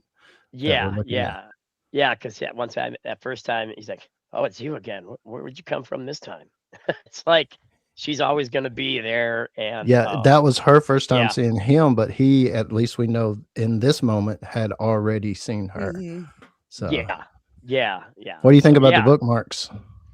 The bookmarks are interesting because they're always collecting. Like Victor was told, get a precious item from each person if you can, and store them. So there's Victor collecting all these little bookmarks. The boy in white told him to do. Wasn't it the boy in white that told him to do that? Yeah. And so, if the boy in white is a good guy or a good teenager, yeah, I think that was a good thing for him. So maybe Victor's going to be like, hey, here's all these little trinkets. Can you use these for bookmarks? Of course, they'll probably be worded differently. But Right. yeah. Nice. Good thoughts. Has Scarlett come back yet? I'm here. All right. What do you think, Scarlett? Well, it's definitely interesting to see her go back to this moment. How she's going to be able to navigate this is going to be interesting. I do agree with some of you guys talking about the items. And yeah, like we're saying, Captain, going back to the boy in white and him talking about burying items, because again, the piece of paper, it wouldn't hold up anyways through time, so it would have to. I mean, the item, yes, I could see a significance in items. Items do have a purpose here. Now, is it does she have to bury it? Does it have to? Because again, I'm wondering how that's going to work. Because if she's time traveling around, that's going to be real dangerous for her. It's not easy to just go around and try to place an item and bury it amongst this sort of crazy world that she's in. So I am curious to see how they're going to apply that if it is the items. But it is nice to see them give us some bits with our Mr. Doug again. We get to see him. Yeah. We kind of talked about that before, if we would ever get to see him again and how that would happen. It looks like this is, for now, the route they are going to go with him. I'm curious to see, again, this is the massacre. Where is Victor at this point? Is this before or after he has, I'm assuming before he shows up? Right. But how, is it because Julie pops in at this moment and startles our man? Like, again, y'all were saying he didn't seem like he even realized who she was. He was even like, what the fuck are you doing here? Is that why he now dips out of here right before Victor comes? Like, if it hadn't been for Julie, would Victor have gotten caught up with the man in yellow? Right. Yeah. Good thought. I don't know. It was interesting though. The whole thing with her story walking is going to be interesting. The fact that, what was it, the pages that they showed us with the Gulagog, I don't know if I said that right, but it has the bird in there, which looks similar to the bird we get to see. That's interesting. I'm sure that they even got the mushrooms down here. I don't know if it's the same mushrooms that goes on a trip, but I just was like, oh, they put mushrooms on the page too. That's interesting. Yeah. We got the toolbox. So I don't know. It's going to be fun to see. I know some of you guys in the chat, and Robert, were talking about 2 items in the hand of this dude here having some bits to do with it. I'm gonna highlight that in a minute. So yeah, it's cool. We're going to see. Good stuff. And playing off of what you guys already said, I know Thrifty said it as well, as far as maybe she needs something tangible. Vic brought it up in the chat as well, as far as maybe it's that shirt. She's changed clothes, Julie did, and she's put on a shirt that has some ships on it. So maybe that shirt is from someone back from then, that time, from that moment, and that's a reason why she went there. Or it was being the bookmark versus the piece of paper, and she just didn't know it, or something like that. So very interesting stuff. What about you? Everything broke down? I'm starting to add on what Thethriftytypewriter said. He had a great idea. I was just adding on to what he already said about the bookmarks. I honestly think that the RV could be a bookmark, and that's a place where she can go to continuously, because it's, like you said, it's tangible and it's a big part of this town. And I do think the RV could be a bookmark. And I also think that Julie is going to be 80% of getting everyone, or trying. We're in the Julie's arc. You know how in Game of Thrones we started off with, certain arcs like John, and then we went to Arya. I think now we've seen the Victor arc, we've seen the Boyd arc, but now we're in the Julie arc, and she's going to be the one to go to Boyd and says, I wonder if she'll see it land in his office just by, randomly going into the sheriff's office and saying, hey, where did y'all find this? Like, I can see that happening, being that she has seen the man in yellow do these things in that scene. So yeah, I do think the RV plays a big part in her story walking history with being a bookmark. I'm certain on that. And I do think the reason why she went to the 1978 massacre was because in the beginning of the episode, we see that Tabitha is talking to, Julie is talking to Randall, basically telling him everything that Tabitha experienced when she was a child. So in my opinion, I would say that being that they had that conversation, the energy just shifted her to 1978 based off the conversation that her and Randall was having previously. Right. Good thoughts. Good thoughts. All right. I know it's scary, y'all, but I'm going to the milkman. Oh shit! Uh-oh. Put your talismans up. I thought Julie did a great job this episode, and also Randall as well. And JH, I can't read this shit. I can't read this. This is bullshit. This is bullshit. Another story walking fail. You failed. You didn't get the job done. Once again, you almost got eaten by my boy, the man in yellow. When are you gonna learn? So, milkman. Whatever happened, Julie. Milkman, straight up question. You guys come out at night. The man in yellow we've only seen during the day. Is that a thing? Is that a thing? It's a thing. Milkman? It's a thing? It's a thing. That's one thing I wrote down. I don't know if this makes me like super casual, but so we obviously know that the man in yellow eats people. Have we seen the creatures, the monsters themselves, actually eat people or just like tear them apart? We have not. Yeah, so that was what I wrote that down because I was like, I don't think we've seen that. One of the questions is that they think maybe, or theories, they think maybe the monsters take the organs to man in yellow. To him. Or, That's what I was. You watch out. That's all. See, y'all asking me questions. See, y'all. Oh shit! You better have man, you want to give us the answer to that? Or are you just taking? He gonna give you the answer. You're asking too many questions. Don't worry about that. He gonna tell you to come outside at the night. Milkman is laying people out for the man in yellow's buffet. Season 5. Ask me no questions. I'll tell you no lies.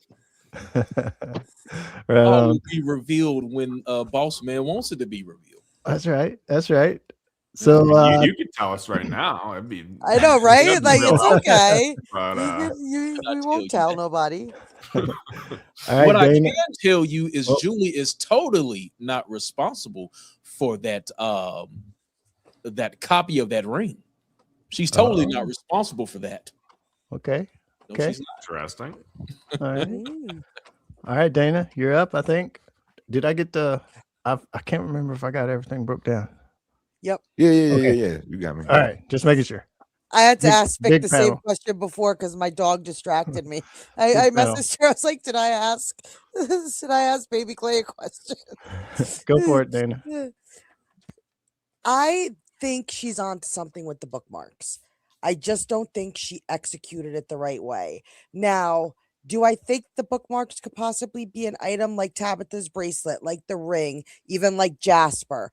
Possibly, but I was thinking more along the lines of, okay, she goes into one of the houses or the basement, just somewhere, and she writes on something. If then Randall sees it in the future, that's where my mind was going with the bookmarks. Like it has to actually be something that's stable, like not something like I don't know. You know me with time travel and science fiction. My brain breaks with that stuff. So you guys are probably more right, and I'm just wrong and don't get it. Sci-fi. That's why you have us. I can't like time travel and stuff. Yeah. Like there are very few it. time travel shows that I like, and that's because they tend to be for us simple-minded folks when it comes to sci-fi stuff. Because like sci-fi makes me want to scream sometimes. Yeah, I grew up on Star Trek, TNG, DS9, and Voyager. So time travel, man, that's like my specialty. Well, Dana, looking at your girl Julie right here and thinking of time travel and thinking of Lost, they're doing a little interesting. She is still having sort of what would be the after effects of time travel.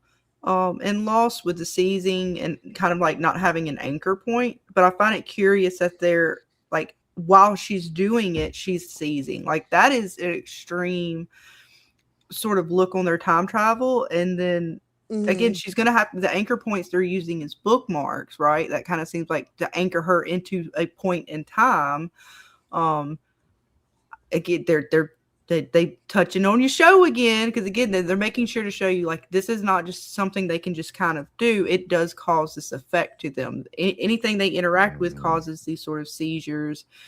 So whatever they're messing with, even her going through this threshold through time, she's seizing. So I mean, I'm kind of curious. I don't know if you had a question on that or not, but that is an interesting kind of note to. Like, how much of that can her body withstand? Like, there's so many questions just with that alone. But it does remind me a lot of the lost sort of aspects of time travel and its effects on the body. Yeah, the time sickness. Yeah. So it's gonna be interesting. But I love that she went back to the massacre. I would have loved it even more had she run into a young Victor, and that somehow triggered a memory inside of Victor. Like all of a sudden it's like woken up or something. He remembers seeing Julie. I thought that would have been a nice touch, but overall, Doug was fucking horrifying. I was expecting the same thing, that she would see young Victor, and then that would even go all the way back to season 1, where he felt super comfortable going up to her and asking for his peaches, offering her. You want some peaches? Yes, like he was almost somewhat familiar with her, but couldn't place her. And I mean, we haven't really seen them interact a whole lot as of late, but back in season 1, you know, she went to his room that night. They were very comfortable around each other. I think that would have been a really cool. I was definitely expecting that to happen. I was too, like that. I was waiting for that moment to like almost solidify that connection. Like, oh, okay, that makes more sense to why Victor was always so drawn to her. Like another one of those memories he really couldn't place. And it would have been even more awesome if he went to his drawings and pulled out a drawing. And it would have been saw her Julie. as somebody who was safe. Because, I thought like, and now it's still stuff could still happen between that. It's not totally dead in the water per se, but I truly hope they do something like that, because I think that would be an awesome connection between the two of them. But otherwise than that, it was a good scene. I wish she was there a little longer.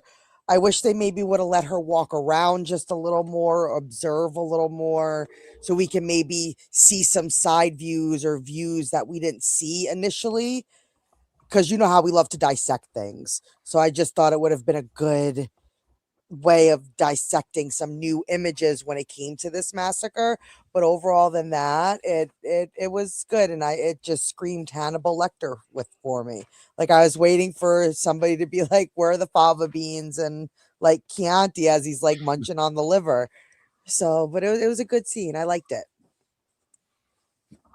Nice. See what you guys in the chat are talking, and you guys said a lot of bits. Let's see. Marilyn says, I think bookmarks will work. I think the ring is a bookmark. That's a good one. Fred's bookmark symbol looks like the infinity sign, but with the open loop on both sides. Yes, I heard you guys talking about that even I think in the Discord, some of you folks, how it's kind of like if you kind of change the X around a little bit, it would make the infinity symbol. So would she have to physically like have Tabitha's bracelet and then she will be able to go back to moments where Tabitha's bracelet exists? Is that what you guys are saying with the items? Well, and see, I'm not sure how they're going to work it, because if they're going to bookmark something, these items that they keep bringing up with people, that might be how she's able to track a person or even within a time.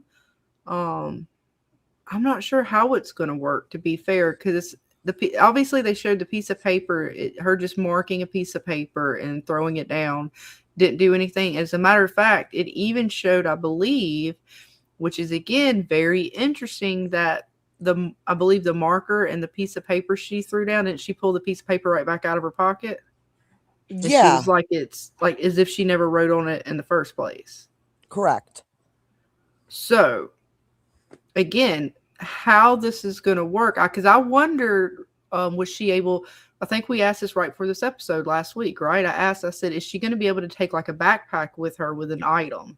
Is she going to be able to take it with her? And is that going to be something that she can use, or power up in some, because if she's able to take an item with her, I was thinking more of fighting against the monsters or something like that. But now we know that at least whatever she has on her and whatever, because again, it almost makes me feel like that then she's not fully real when she's in these time periods, because what she wrote on that piece of paper she should have left behind, but it was still with her. So did she create a duplicate, or what she does in the past really, but she threw the rope interacted, so, and it was a stable point. So why did that piece of paper, maybe I'm just not reading the scene right, but I could have sworn when she came back, she like was like, oh, I don't know if she had the marker in her hand still or not. But if she didn't, then can she not leave stuff behind? Like, they're getting real. I want to say they got to be careful with that, because how they're going to work that, we know that she can interact with things that are already there in the time period. But if she brings an item back from the present, does it get left behind? Because that might be a way this place closes the loophole. In other words, when she disappears, anything from her that she brought back from the present doesn't get to stay behind. So I don't know. I don't know how they're going to be able to work that. I don't know how they're going to work the bookmark if she can't leave something behind. It's going to have to be special, which would be something, maybe that's why the ring's getting thrown at Boyd. I can't make rhyme or reason a half of this shit, Dana. No, this is where I'm gonna come to you guys, because sci-fi is just not my jam. I mean, they're being really weird with it. Even Vic says, I think the ring too. The torch, that's another good one, Adam. Oh, yeah. Is an artifact. Yeah, artifacts let you travel, says Joy. That's why Tabitha was able to use the faraway tree to travel with Victor's lunchbox. We did. We've talked about the lunchbox in the past as an item that might have some meaning. Let's see, the illustration in the Gulagog book of Fred, the story walker, has him carrying one item in each hand. Bookmarks may require two items, a piece of paper, like a date, and a personal item. That could be two.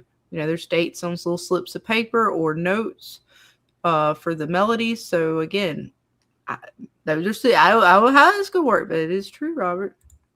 Jackson says the bookmarks, I think, can be any item. For example, we saw Boy's ring last episode. We've seen Miranda's and Tabby's bracelet that continues popping up, so it's going to duplicate every time. You know, that ring is just absolute, even more fuckery than the bracelet. That, I swear, this place. Joy says when he was eating the liver, the man in yellow looked like his skin had been dipped in smoke. Is it because he was hungry, and does he come back to normal color later? I don't know. Marilyn says, I think the bookmarks are the key. The ring feels like a bookmark to me. Yeah, a lot of folks are talking about the ring as being a bookmark. Fred's bookmark symbol looks like the infinity sign with an okay, so that's why, because it could be like the infinity symbol on it. All right, I see where you guys is going with that. Right. Let's see. Robert says, yes, we saw. Oh, Jasmine. Yes, she ripped the tongue out. I don't know if they ever ate, even after she did that when they go after. Spit it out. I believe she spit it out. And even when they go after Trudy, I don't know if they ate her as much as they just tore into her. I don't know if we completely get to see them actually ever eat, like truly eat anything. I know there's a lot of speculation on it and they leave it up for interpretation, but I don't know if we ever saw them actually chomp down like we do the man in yellow. And that feels like a strange thing to leave out, because it's not like the show is below showing Well, I think it's part of the mystery. But it's to keep just enough from the monster so we don't know. Mm-hmm. And they do that with so much in this show where they've kind of left it open for interpretation on certain moments. And I do like this season that some of those things that they've kind of put out there in the wind a little bit are kind of coming full circle, or they're hitting on again. The 4-7s, the ballerinas, all these little bits this season that they're kind of reiterating or bringing back up lets us know, okay, we weren't crazy, at least not fully crazy. There is something more to what we thought with these things. And now showing the similarities between the man in yellow and the monsters, I think they're going to show more of that this season. And we'll get a little bit more, I'm hoping, perspective on the monster / Old Town's residents or whatever original colony folks. Because it seems like a lot of what they got came from whatever they made a deal with, whatever entity, whether it is the man in yellow or something above him. there's a lot of similarity. The way the Man in Yellow rips Jim's throat out and stuff. I mean, of course, they don't have everything that the Man in Yellow has. They're possibly less, be considered a lesser being. But if they made a deal with the devil or whatever god this is, I would assume he would embody them with powers of his own, or at least, some essence of him would be part of him. That's where I think the bile comes in, especially now them showing the liver. Like there, and I try to look in a little bit of that. There's a lot of sort of lore goes into the liver and the meanings behind, creatures possibly eating that and why they would eat that part of the body, mythologies with the liver and all kinds of things. But are we ready to go? Yes, on to the ma'am. next We're ready. question? Yes, ma'am. Okay, so what did you guys think of Fatima and her golem? And do you think it's gonna come to life? And if so, what do you think it'll work? Do you think her golem will actually work? Well, we'll start with you, Cap. What'd you take of the golem? Yeah, I think it's interesting. I hope it does come to life. And I hope when it does come to life, it won't instead of maybe, like I said the other day, I said, what if the golem doesn't actually come to life that she's making, but it gives life to the things they're pulling up out of the lake, those scarecrows. But it would be kind of cool to see her have a little protector to get some vengeance back on the town. Maybe it'll take out Smiley or something. It's interesting. But would she want that? Because if Smiley dies again, ain't she gonna birth him again? Well, that's a good point. It depends if she gets pregnant. We don't know. Oh, if that's I'd be faster or not. terrified. I'd be terrified. Yeah, you definitely want to make sure your birth control plan was secure. I don't even know how you would. I don't even know what. I don't think there's any friggin' thing strong enough. Yeah, so it'll be interesting to see. Yes, and what about you, Thrifty? What did you take of the golem, and do you think it's going to come to life? I don't imagine seeing like this clay face monster be like come alive from it. I don't, but I think that what Cap was saying, that was that it might like give birth to something else. It might not give birth literally, but it might make something else alive, or it might just stay there, but maybe it will have some sort of protective powers. If it is like this golem, then I do think that it will kind of come across a different way. Like we've seen that happen time and time again with this show, where what they try to do doesn't work, but it opens a door for something else. So I think it'll be another one of those cases with this. The only other place my mind goes to is that it could be like the Gulagog or whatever that monster is from the book. Again, I don't think it's going to like come to life or anything, but it might serve the same sort of purpose that the Gulagog serves in that story. Interesting. So you don't think it's gonna like fight the monsters? No, so the milkman, I can't imagine doesn't have to worry. CGI play monster.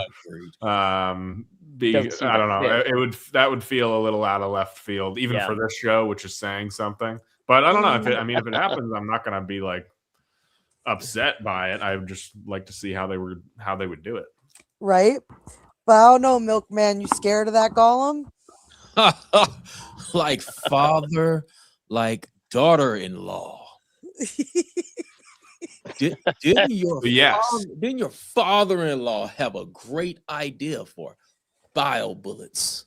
And it was a nothing burger. Yeah, I actually agree with your golem will be a nothing burger. You will be you are. So Milkman's not scared of You're the golem. in for a world of hurt. Okay.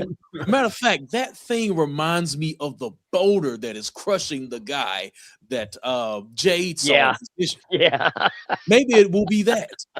Yeah, that's a good point. Wow. That's a good point, definitely. True. So the monsters don't need to be worried about nothing. You don't need to worry about anything. You're gonna hurt. He's gonna walk right by it. And the way you did Elgin was dirty. You used him. You used him. He's still healing, and out there. He was waiting like a puppy dog. What can I do next? I'm done with you. Right? Just slam the door in his face. Like, thank you. Bye. How Anything- evil of you. If anything, Milkman this will do more damage to the house. Is this Yeah. gonna cause some molding? Is it gonna break through the floors? I mean, Colony House doesn't seem like the most structurally sound place. So I Right. mean, again, making it on the third floor was a decision, a choice for sure. I'm waiting for somebody to slip and break their neck. What is going on there? But we'll see. We'll see how it plays Right? out. What about you, baby Clay? What do you take of the golem? You think it's gonna come to life? You think it's gonna fight some monsters? I mean, I do think it's interesting that it's being made simultaneously to them finding the whatever it is in the lake, with the Scarecrow. So I do think it's a possibility we might have a Golem and a Scarecrow fight scene somewhere. I wouldn't mind it, but I mean, damn, what can these people do to, like, you got 30-foot tall Scarecrows, you building Golems to stop the Scarecrows possibly, and it's just like, damn, can these people catch a break from anything? You have to do and I do agree, she was treating Elgin like, you owe me. I own you for life. Right? You're my bitch. You will do what I say. But what about you, James? What'd you take of the golem?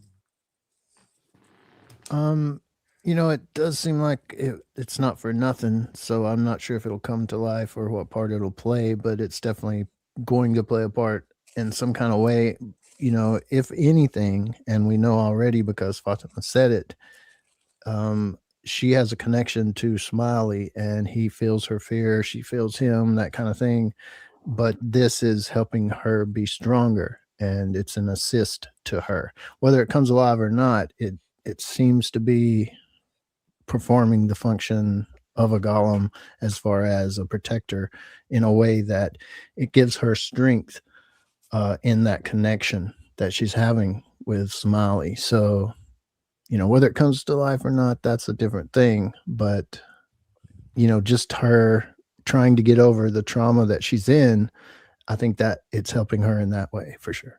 Seems like.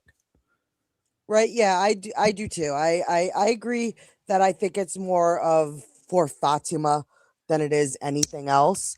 It gave her the strength to kind of show Smiley that her fear was going away. And who knows what that connection that Smiley feeds off from that. So it's going to be interesting to see what happens with the golem. What about you, Scarlett?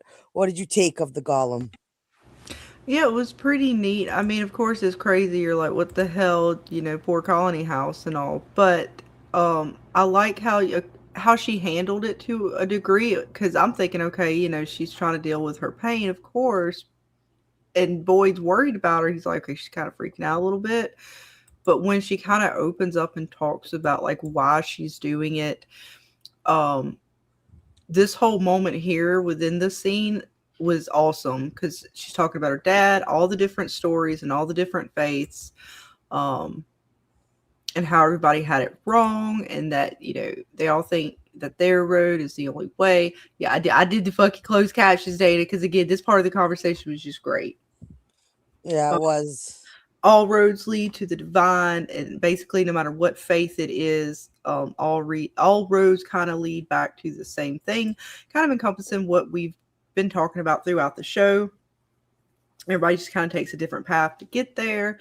So it was really nice to hear that. And then she gets to the Golem story. Again, a story that her father told her about that gave her hope, right? Yep. How awesome is that? Another parent, similar to how Jade talked about him and Tabitha, talking to the children, telling them stories that gave them hope. And she is using the story that her father gave her to give her hope to give her strength in order to fight back against the connection with Smiley. I thought that was beautiful. Chef's kiss all around again with the show, bringing all the bits back together. I love how they're doing that this season and tying in things. I don't think the Golem's going to per se come back to life. I think it is just what it is intended for. To me, it's bigger that her fighting back in that manner, Hope using that as a tool against the monsters, her specifically talking about the connection, that she can feel it, what it's feeling, it can feel what she's feeling, and she is basically what the way I interpret it is saying that yes, they feed off of the fears. He is enjoying this, feeding off of her suffering, and to her to fight back against that is to build this and have strength and hope.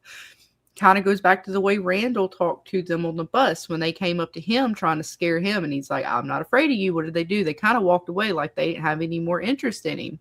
He wasn't afraid in that moment. So that might be a sort of because they do intensify when they think you're not afraid, right? They find a more powerful way to come at you, right? Milkman, is that what it is? Is hope what takes you boys out? I know you don't want to say. I know you ain't gonna say it's all right. We gonna figure it out. That's ridiculous. I don't know. She got that connection with y'all now. You better watch out. Y'all think it works one way, but she gonna work it back on you. If you just Fatima's gonna be your downfall. If you just do nothing, you'll be all right. Right. I'm thinking that hope too much. A little something. Right. What's the chat saying about our Golem? Let's see. Bill Chill says the Golem will only protect Fatima. All right. Pixie says, I think it will work. Nice. Heather TV says Golem will work for a time, but will absolutely backfire. Yes, if it is a real Golem, there is some interesting lore on Golems. There is. Jackson says the Golem is going to work, but it could turn on her. Usually they turn on their creator eventually, and in some of the myths. Yes, they do. Because I mean, a Golem is sort of like creating a person without the person. It kind of can have a soul, right? Too. Some Golems you can put a soul or essence in them, I guess is more what it is. I don't know. It's weird with Golems depending on the lore. I think they're soulless usually, right? I thought they were soulless, but I thought you might be able to put like somebody else's soul in a Golem, possibly. I don't know. That could just be TV lore. That might not be actual lore. I swear I saw something like that in a TV show, possibly.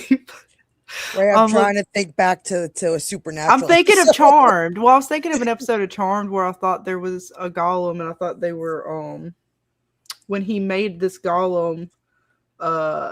It was a weird episode. I thought it was a Golem. I could be thinking of something else. So either way, Adam says Fatima is going to put a top hat on the Golem, like, oh, the Frosty the Snowman. Oh, did she get a carrot out the garden too?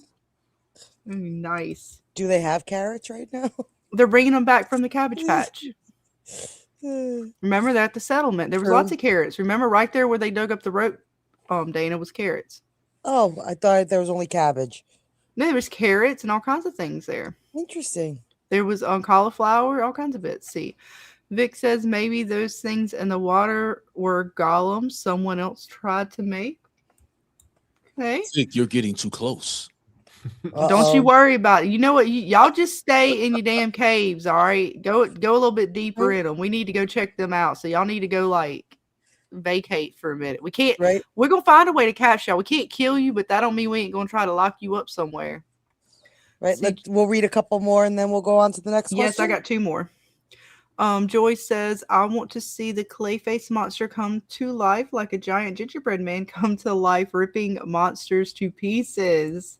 Nice. And JT says a Golem only shows that John Griffin is a fan of the Lord of the Rings. There you go, folks. That's funny, JT.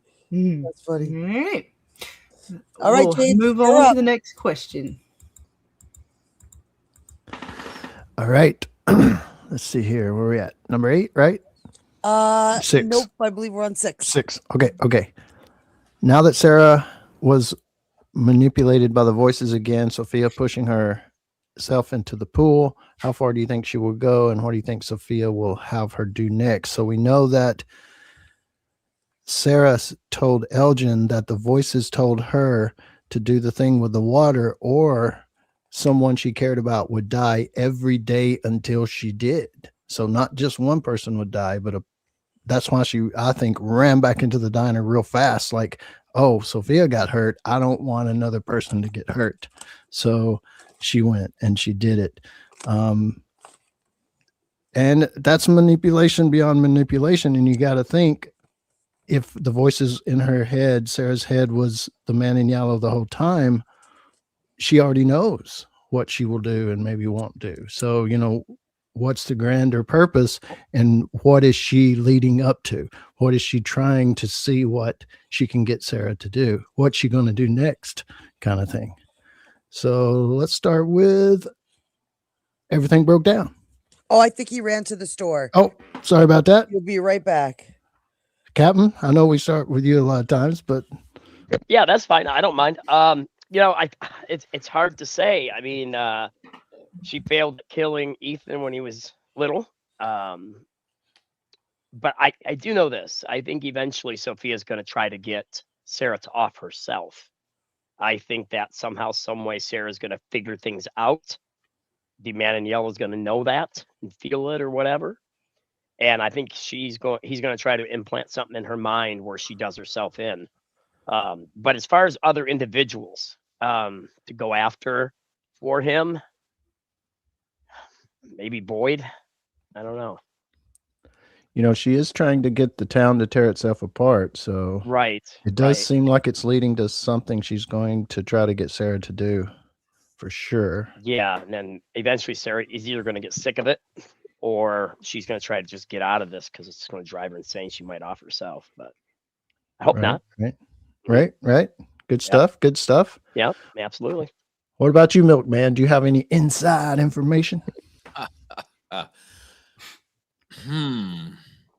I do like that idea, Captain. That sounds like something the milkman would conjure. But I'll take that as a compliment. I don't know that that colony house is looking pretty full. It'd be a shame if somebody opened the door. Part Have two. a history of opening doors, don't you, Sarah? Yes, she does. And she got a history with that screwdriver. That too. She can take that other eye out. It's a hard one to call. Oh God. Yeah, it could be almost anything, right? Is keeping this one close to the chest. Even I want to know. Right. What do you think about it? Have something to do with Massacre 2.0. Oh yeah, Right. It's So many leading that games way. that you guys could play with her, right? Like, how do you choose? So many ways. Yeah. It could be a lot of things. Thrifty, what do you think? You know, Sarah doesn't have a good history of these things, of you know, and you know, would it even matter if she tried to tell somebody like Boyd or something? You know, I mean, what do you think about it all? I think that, yeah, like you said, she doesn't have a good history with this stuff, but Sarah is one of the characters in the show who I think has developed the most from season 1 to season 4, where she is now. I don't see her regressing all that much. I do think that she's kind of learned her lesson. I think she's scared right now, and so she poured that water. But if the man in yellow tries to get her to do something like kill Ethan again or something like that, I do not see a world in which she tries to follow through with that. I think that that she would tell Boyd. I think that she absolutely would tell other people, whoever will listen to her. And I mentioned it earlier, but I actually do think she's going to be probably the one. I think that's her character arc this season. I think she is going to be the one to piece together that Sophia is the man in yellow, or that there's something wrong with Sophia.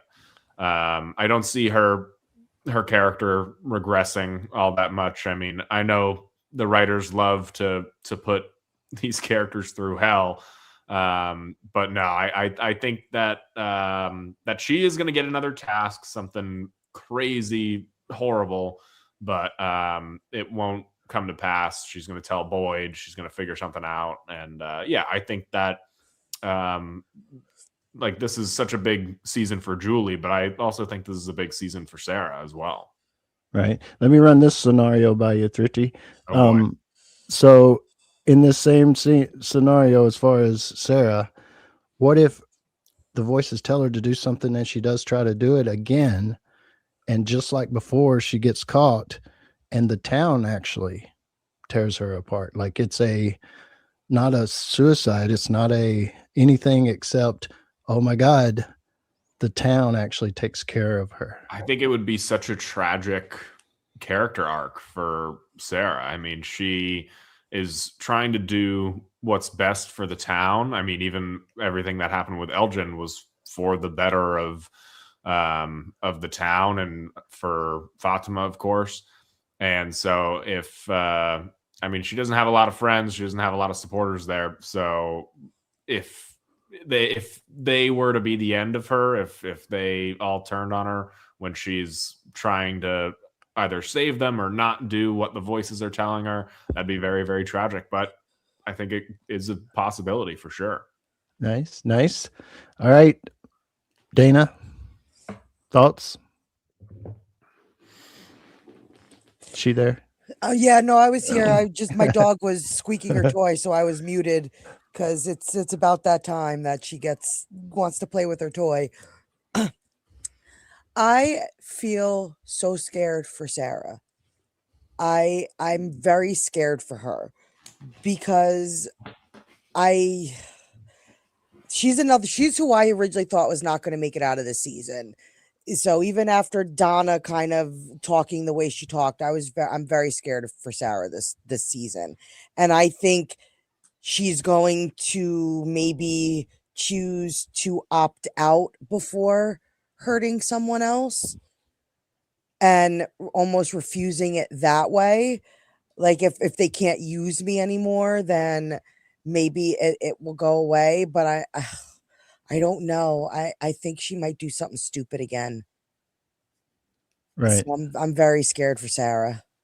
Yeah. Sorry, Bill, but I'm scared for your girl. I know she's in a bad spot. I feel sorry for her, like Thrifty was saying, she's only trying to help, or at least she thinks so. And the whole series started with Sarah being told, hey, 2 cars are going to come into town, go check it out, to know that the voices were telling her the truth in order to lead her to kill the boy and all that stuff. Absolutely. Yeah. Oh, sorry. No, go ahead, sweetheart. I think that's another very interesting creative decision that the show has made for all these seasons, is that we have never, or correct me if I'm wrong, but we have never heard these voices. No. Which is very interesting, because maybe it would just be, the man in yellow's voice. Maybe it would be a more recognizable voice or something like that. Maybe at first it was because they didn't want to do some cheesy voiceover or something like that. But I do think that as time has gone on, that has become more of a creative decision, which is just really interesting, because while we usually know what the characters know, there's this massive part of people hearing voices that we know very little about. Mm-hmm. Right. Is Baby Clay back with us? No, not yet. Yeah, he was. He said he was he? back. Okay. I think you're back with us, right, baby? Possibly. I thought he said he was back at the private. I thought I might have heard him too. I want to add one more thing. I'm very disappointed in Elgin. I'm back. My fault. No, did anybody else get mad that Elgin was like, oh, it's just water? Dude, did you not learn your lesson either?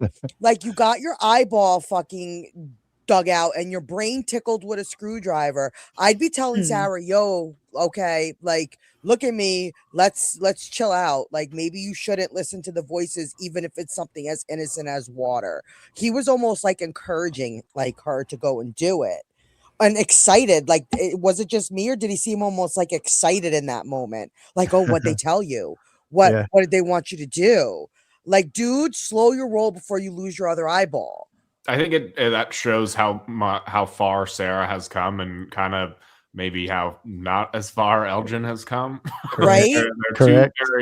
They've gone through very similar experiences, but they have 2 totally different outlooks on it. Yep. Man, I wanted to smack Elgin in that moment. Very true. Baby Clay? Did you hear the question? Nah, I didn't hear the question. What was the question? All right. So the question is, now that Sarah's hearing the voices again, and we know Sophia's doing it, she pushed herself into the pool to go through all of that manipulation, the Abraham story type stuff.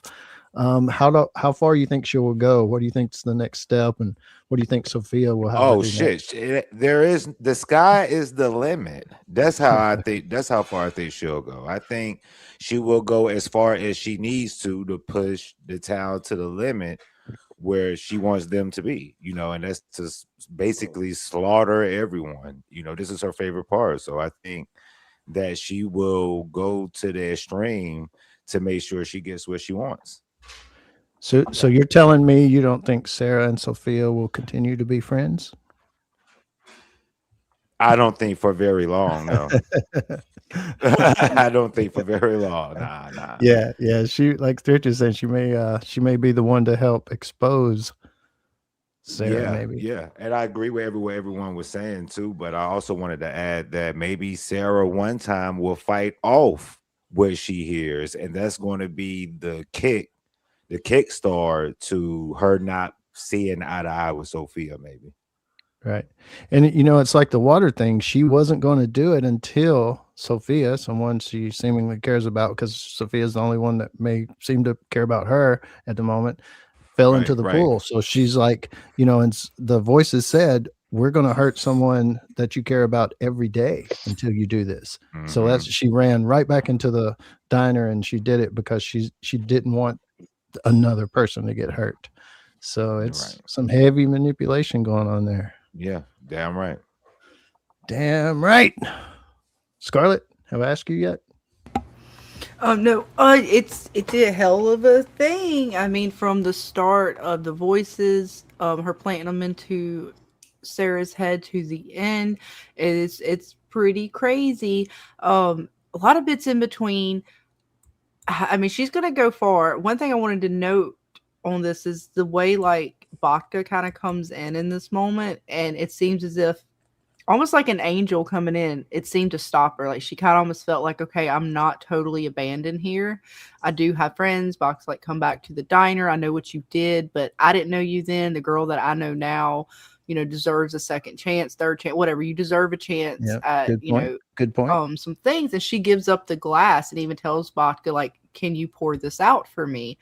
And then, of course, you know, Sarah, which I'm not Sarah, but Sophia, again, the manipulation is bad enough, but the fact that Sophia is almost in her mind that connected, that she knew that and still went through with the deed. Like she was willing, that's how far even the man in yellow was willing to go to sort of manipulate and secure his flock in a way.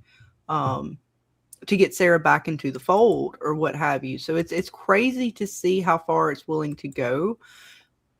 And poor Sarah, I mean, like y'all were saying, she fell for it. It's, you know, this what she sees as a poor innocent little girl, or not little girl, but teenager, whatever, befriending her, being very kind to her after knowing what and she sets Sarah up from the beginning of the episode, right? She talks to her about, you know, I know what you did. Yes, you talked to Kenny. Like, oh yeah, Kenny told me that, you know, gave me the lowdown on your story, but yet I still want to be here, and kind of joked with her about, because, you know, I get my own room, but totally manipulating the shit out of Sarah from the get-go. I don't even know if the threat of the continuing, you know, that was just another layer on top of it. I mean, just the fact that she was willing to see one person get pushed, Sarah was willing to fold and give into it and watch. And it wasn't just the fact that she gave in, right, and poured the glass. She was willing to sit there and watch to see what was going to happen. That was even more further trying to show her kind of like she's still not sure. Like she's still questioning it, right? Like even though she went this far with it, like what in the fuck is going on? Like what is going to happen with this water? She's freaking out thinking that if everybody drinks after me, they're going to be plagued with what I'm plagued with. And it wasn't that at all. It's just, hey, you're coming back into the fold. So it's going to be curious to see if she goes to anybody I'm assuming the first, and which is going to be sad, is the first person that she may talk to about this is going to be this individual here, which is again just further going to be able to manipulate her. And one of you guys in the chat, I think I got it starred, and I'll get to it. We're saying, you know, then what is Sophia going to do now having Sarah? Is she going to turn on Sarah, start gossiping about Sarah, so to speak, kind of throwing her under the bus, say she's hearing voices again when the moment is opportune, maybe in a town meeting or something like that, where she's around the right person to kind of let that information slip out there. And then, you know, it's just only going to get worse. It's not going to get any better for Sarah. Hopefully, though, she will get out from underneath the thumb of this creature. We'll have to wait and see. Nice. What's the chat saying? See, Marilyn says, yes, Sarah is fucked a little bit. She in a little predicament. Bill Chill says Sarah is infiltrating the monsters, so she'll be fine. Bill has no worries. Uh-oh, Milkman. Uh-oh. Uh-oh. Bill's not worried. We shall see, Bill. Oh, shit. Heather TV says, I absolutely hate this art for sweet Sarah. I do feel bad for Sarah, but she's in a hell of a predicament. She is. Says if she starts working at the diner, she could do something to the food. And how far would she go? I mean, she watched to see what would happen with the water. So now that she saw nothing happen, does that make her more willing on the next attempt to think, okay, this thing is just telling me to do these things. If I do it, everybody will be safe. Nothing's really going to happen. And then something inevitably does happen. Adam says, they did find shrooms. So are we going to have a yellow jacket moment? Something. Adam says Sarah's going to have Boyd to lock her up so she won't hurt anyone. Absolutely. Yeah, I mean, that would be if she could get to Boyd and let Boyd know, hey, look, I don't know what the fuck is going on, but the shit's talking to me again. Code pineapple, whatever the fuck, Dana. You know what I mean? Like, that would be nice. Yeah, you know, I was thinking that with Sarah, she had said at one time that I'm not going to take Elgin's eye, or I didn't do it because, or how did she say it? She said, Boyd's soul has, or my soul has been taken. I don't want the town to take Boyd's soul too. Yeah. And so, you know, Sarah, she's capable of terrible things, but at the same time, she knows how to sacrifice at the same time, you know, to and she is at a sort of like what the road to hell is paved with good intentions. She has a lot of good intentions right now, but yet here we are. She is almost paving her way down to something much dangerous. So we'll have to see with her. See, Jackson says she has PTSD severely. Benjamin says, I don't like yellow Sophia. Yeah, she's prickly now. We'll see what happens with her. And our green spider says she confides to Elgin one eye. She's not keeping secrets. Indeed. Not keeping any secrets from some folks. So we'll see who else she tells about these mystery voices. Botka's another one. Just like I was talking about, she kind of pops up here. If Botka comes in, does that, if somebody comes in to sort of help Sarah or befriend Sarah outside of Sophia, will Sophia target them? Will the monsters target a Botka or a, you know, someone who is trying to help her along? Poor not Vodka, Dana. Damn it. I just marked her. I didn't even mean to. Don't tell him, Milkman, you didn't hear shit. Riggers. Bokta. Yeah, she got to at least tell us about the nursery rhyme she knows about. She got to give us those bits first for y'all to go like take. Damn it. Right. Nice. Milkman, who are you going after next? Can you let us know? Does he have a kill list? Come on. They got a list. Can you share? We got, of course, we got Donna. We got Henry coming after them. Yeah. Those other guys got a little too much plot armor right now at the moment. So looks like Marielle's in danger in the trailer. I know Marielle. She's getting slammed around by invisible force. She's intriguing. She's intriguing. Maybe a dark horse. Oh, Looks like one of the Ankui children. May need to get her out the way. Right. Christy, we Yeah. know you're tired of hobbling around. You look like a liability. Uh, No, if Pick these off the two are weak gonna ones. That's definitely, nature for you. they're definitely going to be in harm's way.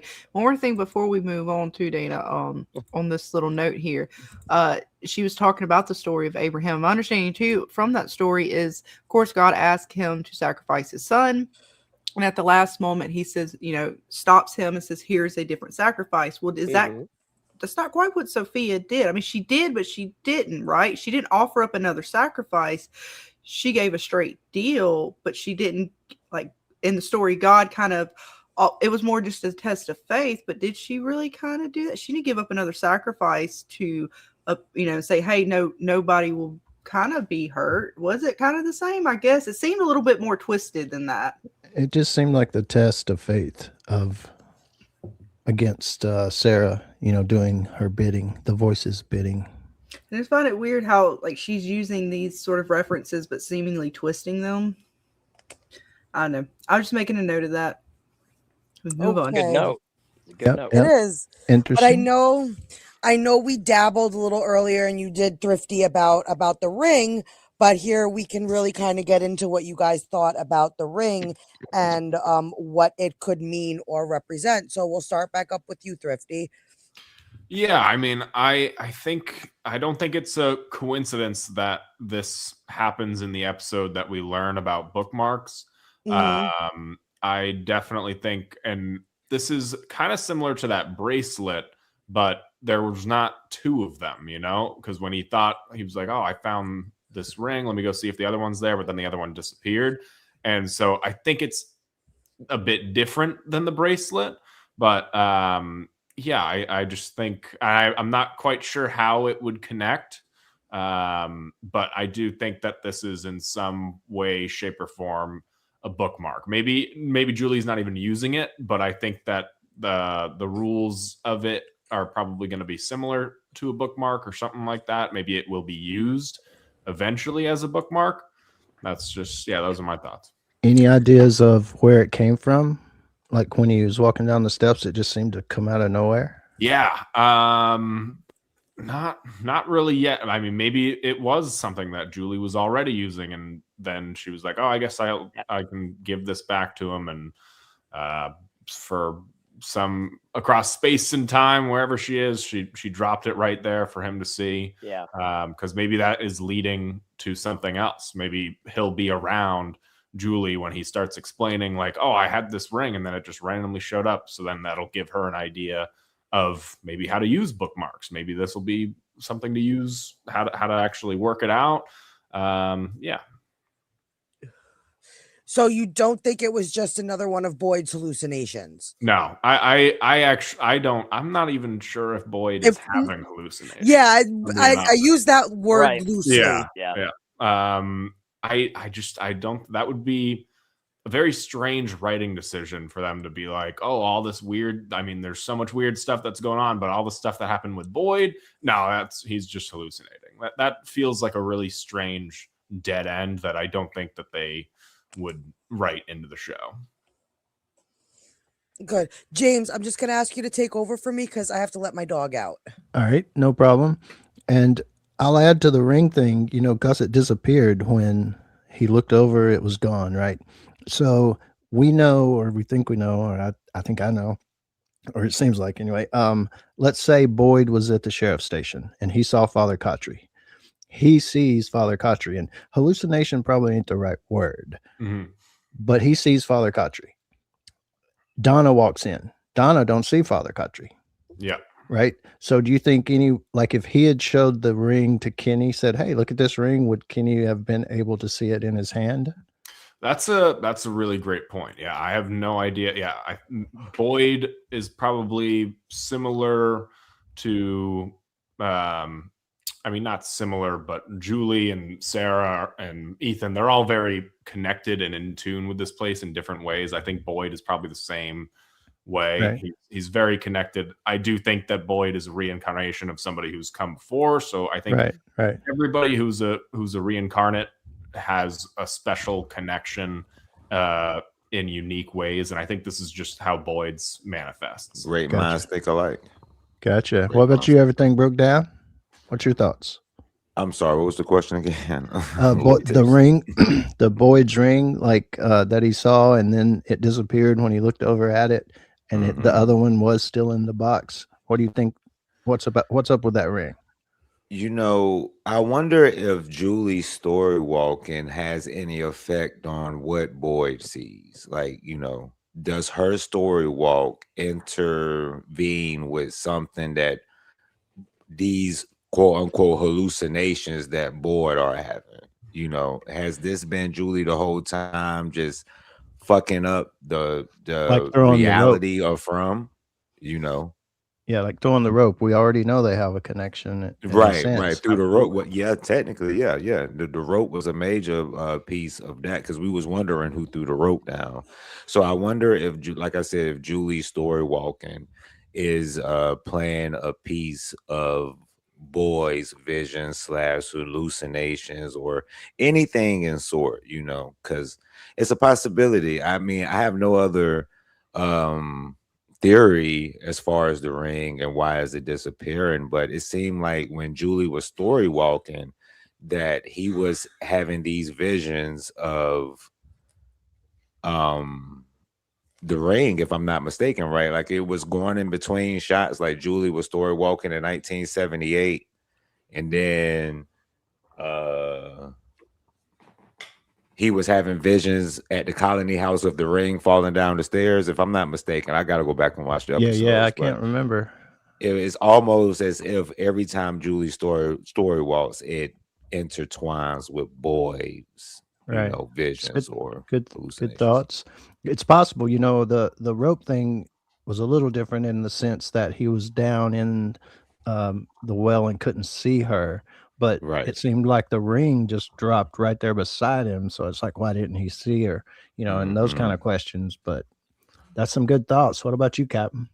Yeah, you know, the ring, I was thinking, I wonder if Julie, maybe that's all Julie really needs is that ring because of the infinity symbol on it. Because that would mean she can go back and forth through time for infinity.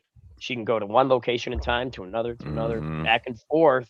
And maybe that's all she needs is that ring. It's like the one ring for her to be able to travel back and forth between the time frames. Right. Yeah. So I don't know. It's about the only thing I got with that ring right now. It's such a it's big a mystery. But it seems like that would be the one item that she puts on her finger. She's able to story walk just by thinking about where she wants to go. Nice. Maybe that's it, you know? Well, I think Milk. Go ahead. I'm sorry. Yeah, well, she writes the one symbol on the paper. That's not going to do it. She needs that infinity symbol, but she needs that ring on too, and maybe. Right. Nice. Yeah. I agree. You know, it could all connect. I kind of think Milkman may know something about it if he will just tell us, though. He's full of secrets. This reeks of story walking action. Right now, Julie, along with Randall, are bums because they keep failing. But at some point, it seems they get this right. Boyd, I respect you, but why is it that Julie keeps saving your ass? She lended you the rope. Now she's dropping trinkets, giving you clues. I don't like this. Can't you figure this out on your own? Why do you need the help of a teenage girl, boy? Trash. You're trash. You're just mad that you killed the cow and not Randall that one night. That was my most famous kill. Clara cooked it. That was top 10. She sure did. My girl cooked the shit out of that Clara steak. cooked it. My girl made some mean ribeye. You ain't got like a thing with Claire. That's why you trying to put her on the side, not let us be watching her and stuff. I mean, you did technically bring home the bacon, so to speak, and she cooked it. She did. Claire I doesn't mean, bring the storm; she is the storm. let me tell you, That's whoever right. goes to someone's bedroom to ask for ice, I mean, what the living hell? Get it together, Claire. She said, Donna, do you have ice? I need ice. I'm like, do you realize this is a bedroom? Suspect all the way. Mm. Of course, Vic. She's my side chick. She's my side chick. You know, if Clara's face turned into one of those monstrous faces, I would probably freak out. Yeah, Oh, I think wow. I would too. That's creepy. I think I would too, for sure. That's creepy. Kudos to Dana if that happens, because Yeah. All right. Dana, you can take over, but I think Scarlett may be the only one and yourself to Go for it, Miss Scarlett. All right, let's see. Well, I like what you guys are talking about the story walking. It would kind of help, like, explain how it just, because it almost seemed like it fell out of his pocket, but I'm not sure if they were just trying to make it seem that way, or it just kind of appeared out of the sky and just started rolling down the steps. So I do like the aspect of it being one of the items. I'm curious though, because like, all right, I'm assuming that, or actually, I'm gonna ask everybody: are we all assuming this is Abby's ring at this point, right? Or do we know if it's his ring? honestly, I thought he grabbed it mistakenly off the hand From the grave, screenshot that you but- showed us. No, that was a different ring Abby was wearing in that screenshot. It was Well, the way reason I'm thinner. asking is because he also, when it shows him shooting the gun, all right, so this is the ring, and then on the gunshot, the band seems bigger here, like it was his ring, like it's the one she gave him. You know what I mean? Like maybe they each gave each other a band. Yeah. But the way it's in the box with a note made me think it was hers. It's got to be hers, right? If it's in that box. That's what I But was what thinking. the screenshot that Scarlett showed us where Abby was shooting the gun, her ring is way thinner. It's a way thinner band. So I'm thinking maybe because now the one he's wearing here is thinner. So I'm thinking maybe he's wearing hers. That's and what put I his thought away. too. So that's why I was curious of what did Oh. y'all think? Is that technically the one she gave him? Now think about it.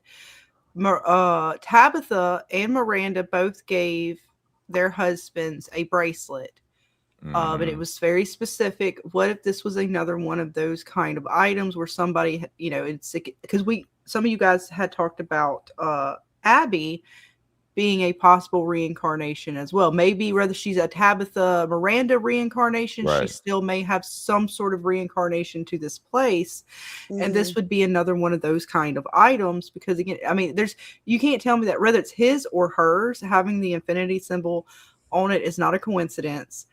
I'm just curious as to whose it is because when that arm comes out of the ground last episode and grabs his arm, it has a wedding band on it as well. It's the thicker one, just like this one. I thought originally when we watched the trailer it was going to end up being Jim's ring. So I was very curious how they're going with this. And even more so is I'm curious to see Jade is on drugs right now when this is going down. Let me get back to later in the episode when he gets it off the steps. Getting stoned. And With because just Jade walks about up. every other show, I would be like, maybe this is just a a props department thing. Maybe they just chose the wrong props. But with From, it seems like everything is on the table. You Everything- can't, right? You Yeah. can't, Like yeah. you just can't with this Yeah. show. That's why I understand why everybody is nitpicking the RV so much. Yeah. Right. But it's like it's hard to say which ones are just something maybe in the prop department or something that has more meaning. With the show, you never know. But 9 out of 10 times I'd be like, well, this is probably just a different prop that they had for season 1 to season 4. But with From is that 1 out of 10 times where you're like, nope, it could mean something. yeah. And then y'all were asking, if this, or James was asking about the item earlier as far as if someone could see it, hallucination and stuff like that. And again, it looked as if Jade and I can't say for a fact, again, they do this sort of camera angle and this sort of deal where he comes and kind of, he even told him later, I was listening in, he's tripping fucking balls a little bit, not too bad, but he's tripping enough to where he could see whatever is in Boyd's hand. Now, does that mean it's real, not real, whatever the fuck? I mean, real as far as like a ghost spiritual real, yes. As far as tangible real, storytelling, story walking real, Julie throwing it somehow down the steps, I don't know if it's that kind of real, but I'm curious to see if Jade mentions in the next episode or at any point that he sees the ring, especially if this is another reincarnated item. And if Abby is another form, I don't think she's another form of Miranda and Tabitha, but if she is, then you would think that if he, again, the husband thing, that Jade would recognize the ring too, that he would be possibly someone who could see it. Because it seems like certain people can see things depending on if they are part of the connection to the place. And that look that Jade gave him was just very like, what you doing, boy? What you got in your hand? What's going on, man? So he might have seen it. I mean, and then it just all of a sudden disappears, which again, and you know, I just want to piggyback what you said, Scarlett, just then. I love Boyd and Jay's connection. Like their connection from the beginning of season 3 to now has really developed. So I just love their relationship for real. And I love how they did this to make sure it's like after he places it and he's looking for the actual one in the box, they make sure with this whole angle here for his hand to be covering the spot where the ring is until after he gets it out, and then it's like disappeared. So they did really good to kind of mess with stuff like that. Right. I thought that was really cool. But I guess we will go and see what the chat is saying about the ring. And then James, since it's kind of been tradition the last few streams, I will let you go ahead and pick the last question, and then we'll open it up to a full discussion like we did last time. Nice. Let's see. Do we lose Thrifty? He's kind of here. Did you go through a faraway tree? Yes. The camera's not. I don't know what happened. Yeah, we can hear you. Okay, the camera's the only thing that's being a little wonky for you, but you're kind of here. We can hear you. It's like you're hearing spirit. All right, yeah. Then like you're a ghost. He's gonna get you. Right? Are you like Father Cautry? I'm a figment of everybody's imagination right now. Could be. Then you'll fit in just fine around these parts. I may ask Scarlett. Don't worry about it. Right. Let's see. Maybe Julie dropped it. That's true. The one ring to rule them all. Indeed. Let's see. I didn't get a lot of you guys actually. It's a cock gun incident. No. Probably. Cock gun 2.0. Well, I mean, at this rate, probably. I can't argue with that data. Right. We're never pretty accurate. Down, we're just never going to live that down. Yeah, it's pretty accurate with this show. Why do they need ice in Fromville? Well, you know. Right. I mean, that's the least. Well, maybe they want cool water. We can't judge. I mean, I really do like ice in my drinks, but that's just. But where'd they get the ashtrays from? They made it. Ice trays. I mean, I'm sorry. Oh, the ice trays. It's fine. You just you put it in a bowl and then you take an ice pick. Well, if you got a bowl, you can put it in the bowl, right, and freeze it, and then you put it under water, and you get the whole ice chunk, and then you take an ice pick, and you get to stab the shit out of it. But going to someone's bedroom to get it is almost like she was sent there to be nosy, you know. Yeah. Green Spider says could just be a prop thing. The actress could have been wearing her own ring. That is true. So we'll have to wait and see what's up. I'm still like on a ring gate type situation with this right now, but we'll see what pans out with it. We shall see. All right, I know we only got so much more time, so I'll let you move on to the next one. James, as per tradition, I will let you choose the final question. All right. Since we've talked about so many things, I think the one thing that we haven't that we probably should is the things that popped up in the lake, which I know that we probably see later in the trailer. We kind of know what that is. What do you guys think about those things? Crazy ass things. Milkman, do you know anything about these things? Come on. You know. They He's could got a be. file somewhere. They could be ancient. Have you met him before? Back in my day, I may have saw them roaming around. Did you put them there? Did I put them there? Are they your friends or enemies? Oh, they're friends. Oh, okay. They're friends. All right. All right. The Kool-Aid man is distant cousins of the milkman. Okay. Oh yeah. Even Kool-Aid man. Nice, nice. What does JH think about him? What does JH think about the demon Kool-Aid man? I think this might be the one time we're on the same wavelength here. Nice. So what time the two agree? We agree on this one. Nice, nice, nice. What about you? Everything broke down. Crazy Kool-Aid man things in the water and how they. I can't wait how to they see that come up. shit. What do you 'Cause as think soon about as when they come up in the water? And look, when I first seen him come up for number one, I immediately thought Lost. I said, oh my goodness, it's about to be some shit leading to this rope. But then when that popped up, I was like, okay, Scarecrows. But as soon as he breaks into that cabin, I'm going to scream, oh yeah. And I'm going to record it because I know it's going to be hilarious. It's going to be funny as hell. But like I said, these people can't win for losing. Now they got some other shit they got to worry about. They pulled up themselves because homeboy, a red shirt, want to be nosy and say, hey, let me pull the rope up. Let the unknown rope we up. will be eating him very soon. You know, so I mean, Oh my God. It's nobody important. This guy has been picking vegetables since season 3. We've seen him twice when Dale and Jade was arguing about, hey, you know, just because you're smart, it doesn't mean you can't help, blah, blah, blah. He was there too. So it's like this red shirt right here is kind of sort of pissing me off. And he was there when they was about to run into Tien Chen's house when they ran out of food. So this guy right here can totally kiss my ass for number one. Because why is you let Boyd, Sarah, even Donna, let one of them pull something up. If that was me, hey, Tabitha, y'all see this rope over here? Because if somebody else pulls it, it won't be my fault. So yeah, I definitely don't agree with this whole scenario here because this red shirt is really, really. So you're saying you would not have pulled the rope? I would not. I like kind of like sort of what Thrifty said. I would have called someone over of more importance, and then we would have made the decision together. Right? At least the discussion. At least a discussion. I would have told Ellis.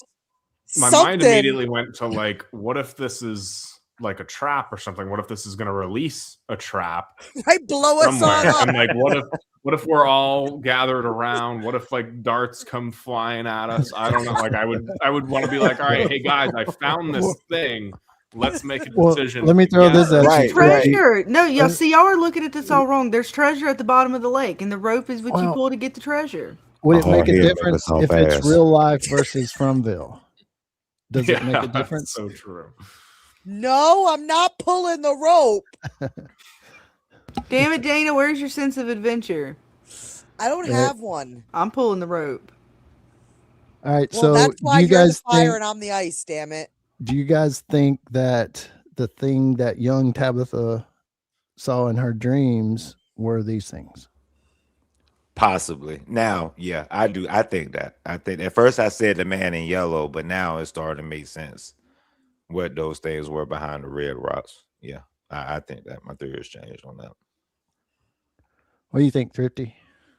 I have no. So I need to go back and watch that scene that you're talking about because I don't really know what you guys are saying right now. But my mind immediately went to, are these like the bodies of the children? And I paused this and I like went right up close because I was like, I can't. Oh, that'd be nice. Yeah, I think a lot of people had that thought. You know? Yeah, that was my initial thought. Just because like there's like the head, like what looks like a head poking out there, and then maybe some legs over on that side. Yeah. There we go. This is but I don't know, maybe not. My It's so mind went there covered. too, Look, man, I Thrifty. see fucking mushrooms. These little mushrooms was bobbing, and they didn't fucking move like leaves. I swear, these little things right That here looks look like a mushrooms. leg over to the right, though. Well, yeah, these look like body parts Yeah, that those came look like- up. that kind but- of looks like a head, and it looks like hair, like kind of the hair of the Ankui children. I don't know. Maybe it's bodies of them. Maybe It it's definitely bodies kind of looks like else. a leg right here. It was like a that kneecap looks and some like a leg. shorts. And you can even see like the foot kind of at the very far right. Like right there. Yeah, this is I a still weird. these little fucking like mushroom things that popped up on them because they like didn't move. And Scarlet go pull that shit up. Yup. She's She gonna sure pull that is. shit up. She is. I thought it was She is. like a lake monster at first, and I was like, "What?" She's the pulling hell? it. That's right. I'm touching everything. Look, we got to figure bits out, man. We ain't got time to play around. She's pushing buttons. She's doing all the things that you shouldn't do in horror movies. Scarlett's doing them. We're going to get this shit cracking. I ain't got time to wait around. I got to figure out who the killer is. Right. We're gonna Scooby find Doo that out. shit. Right. You say that now, James. You say that now, but it's What? probably gonna be me and you friggin' having to fucking Dana, do for all you something. know, this is going to trigger Tabitha's memory and she's going to remember more bits to get us the fuck out of here. I'm pulling everything. I'm touching it all. Oh, Felt like such a strange way to end the episode when it's like, what is this? We didn't get anybody's reaction Yes. to it. Nothing. It was just it's for this conversation right here. It's Right. really for What? them to be like, let's just leave the audience. Yeah, let's F with them. Let them guess on everything. That's exactly what this ending is. Yeah. Right. I Well, love that's that they one do thing that. you got to give to this show because we have covered so many shows between all of us on this panel. We have covered our fair share of shows. Right. None of them equal up to the conversations we have about From. It's true. Very true. No. None of them have from, Yellow Jackets to Silo to anything Walking Dead to Pluribus. list the shows, Mhm. and nothing has generated conversations like this show. Severance might be the next closest, but again, it's because it's the same type of Yeah, the kind of backed up mystery box, the way they're, mystery, but yeah. I was So late good. to Severance. I think Severance is a terrific Oh my god, I mystery. love that. I was love late the show. From. This is the first season that I'm watching. Oh, well, welcome. Hell yeah. I was like aware of From for a long time, Mhm. but because like I had heard of it, and then when I finally was like, oh, let me sit down and watch this, there were 3 seasons out, and I was like, oh, this is fantastic. Now, I'm curious now. Now that we got these little bits coming up out the lake and whatever they are, can we throw a monster down there and trap it? Ooh, hold on. Ooh. How about that? You want to play tug of war, Milkman, and find out? I'm game. See, Challenge. Dana, I might not make it, but we gonna find out some bits. Make sure you write it down in my memoirs and shit. Just put it in my obituary. Milkman was a good swimmer back in his day. Oh. I'm just curious if these are Scarecrow bits and they about to go popping off Kool-Aid Man style and they was under the lake all this time dormant. What else can we put under the lake and make dormant, Milkman? So where? Oh, sorry. Maybe Oh, no, they you're wanted good, to take you're a- maybe they wanted to take a break and go to sleep. Yeah, for Right. how many years? Yeah, likely story. I ain't falling for it. We throwing Smiley in the lake. Somebody go grab Smiley, throw him in the lake. But We what are already you gonna tried say, fire Thrifty? on his ass. It didn't Back work. up. Let's try water. Water Right. seems to be a theme. But go ahead, Thrifty. What were you gonna say? Where's everybody getting scarecrows from? I feel like I'm missing something here. Well, okay. It's not really a scarecrow. We just go off the little trailer scene that we saw. So they could be something else. Okay. But I think everyone is calling them I feel like scarecrows. I just completely have missed scarecrows. Yeah. I don't Yeah. think it's The officially thing busting confirmed. through the Yeah, cabin in the trailer. Yes. Okay. Yes. That's we- yeah. a lot of supposedly people what these predicted- things are. We Yeah. predicted that we called them scarecrows because at the time they kind of had scarecrow-like For sure. features. Oh yeah, absolutely. Now. I'm Now we sorry. don't know what they are. I don't know if they was scarecrows. I mean, that's got to be next Me neither. episode, though, right? Yeah, Right. it should be. Yeah. 'cause Like, I'm we're- kinda we're getting confused. Seems like there. it. I thought the scarecrows was gonna be in the ground or something. They in the water, so I don't know what the fuck they is. I don't know if they is scarecrows anymore. Hey, every interview I've seen with the cast, the main cast, they said episode 5 was the one. Oh yeah. Yeah. Yeah, I can't wait because I look for. mean, I'm disappointed that I didn't see Jay's trip this episode. That's the only thing I was really, disappointed about. That was weird that they're delaying that another episode. False It's advertisement. major.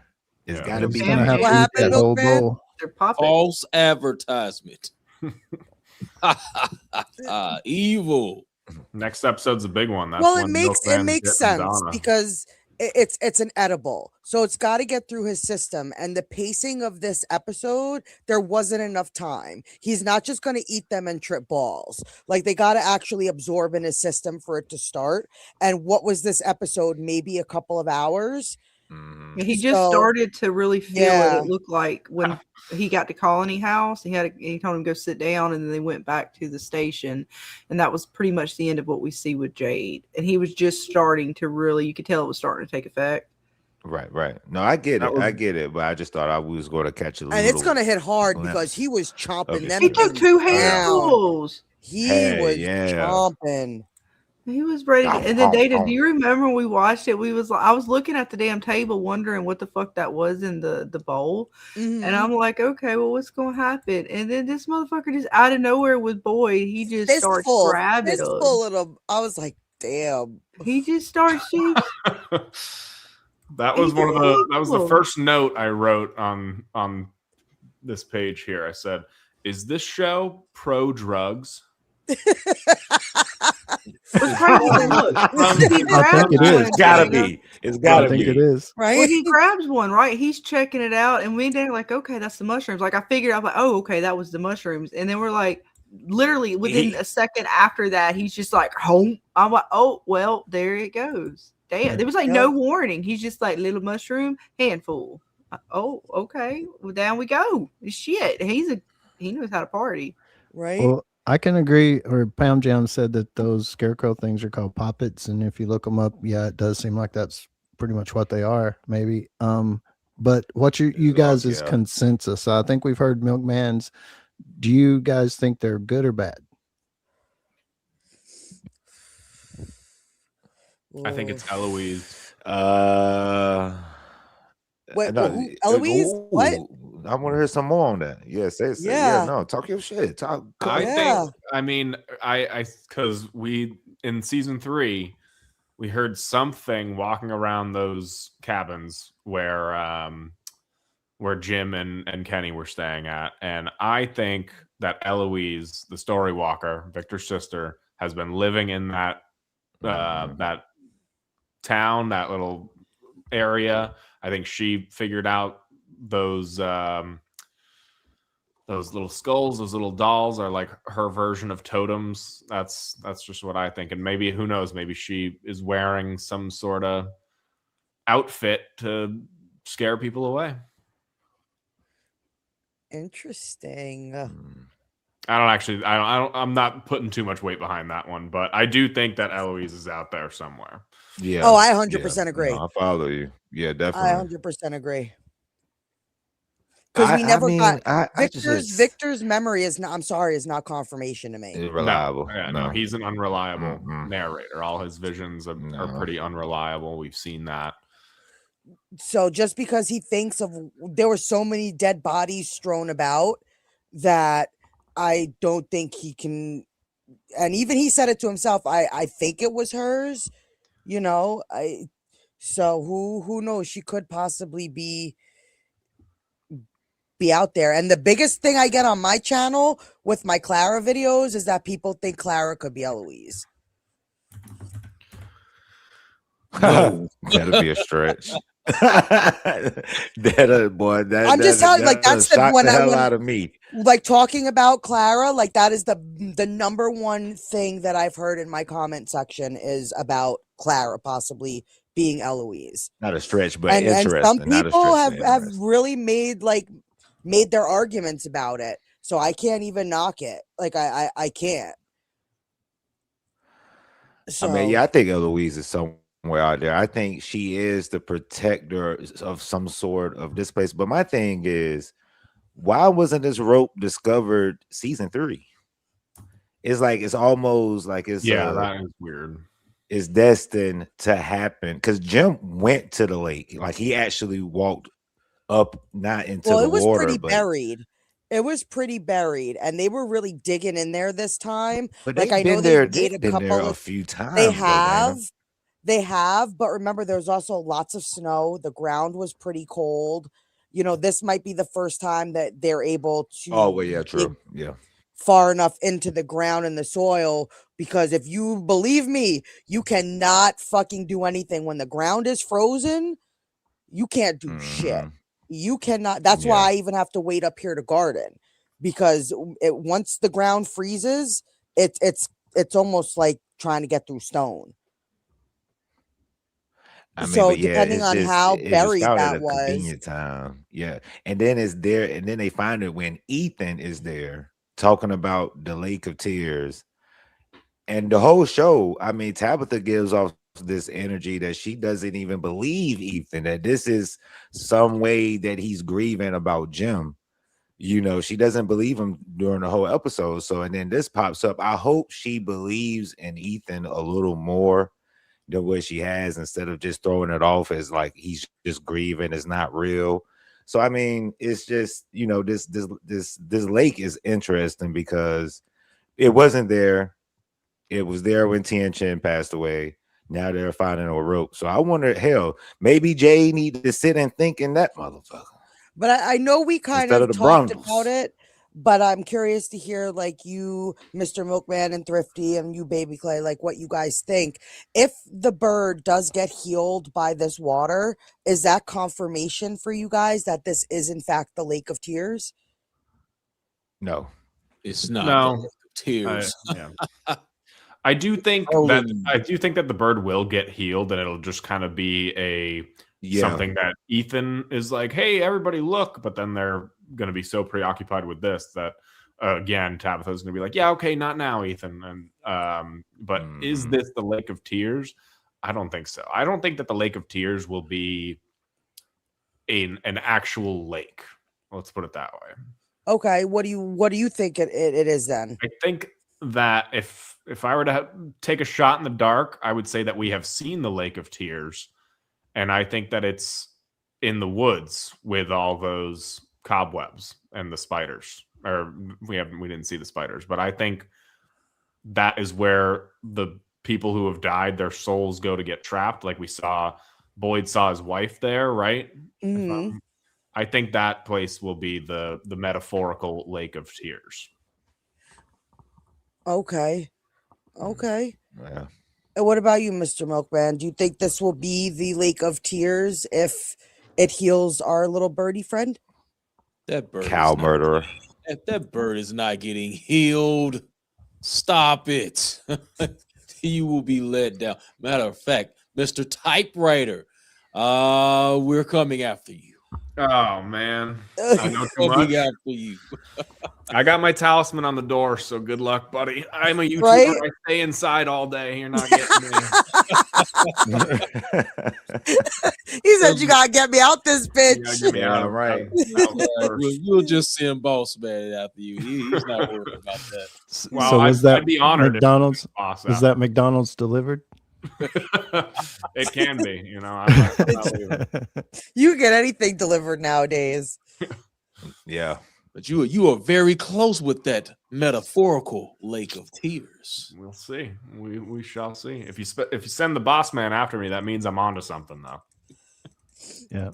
Did the bird broken wing have anything to do with Sophia broken arm, or is there any connection? Yeah, Vic was talking about that earlier. He's just trolling Ethan. He's just trolling him. We're trolling Ethan with the bird. It's not going to get healed. It's not. So, do you guys think? I'm going to break you down. Thrifty Milkman, like, do you guys think that there is something good within this place? Do you think there is an opposing force? Like, not even considering the boy in white. Like, do you think there is something else here that we could consider on the side of good, or like James likes to call it, the other side of the chessboard? Absolutely. I think. I do think it's the boy in white, but if we're taking him out of the equation, I think it's Eloise. That's something I will stand on until Don't it's put your money on the boy series and white. finale. Because I think Eloise is out there. I think she's helping. I think maybe she's the one who planted all of those all that food at that settlement, and she plants it all at different times wherever she story walks. That way it'll always be there. Okay. I like that. I like that. And what about you, Mr. Milkman? Do you think there is an opposing faction? A faction? I'll admit Eloise is quite elusive. We still got to figure that one out, but Boyd White is trash. He doesn't have the answers. That's why he keeps speaking in riddles. Okay. So you don't think there's anything that we could consider would be on the opposing side to you and your boss? Well, we might have those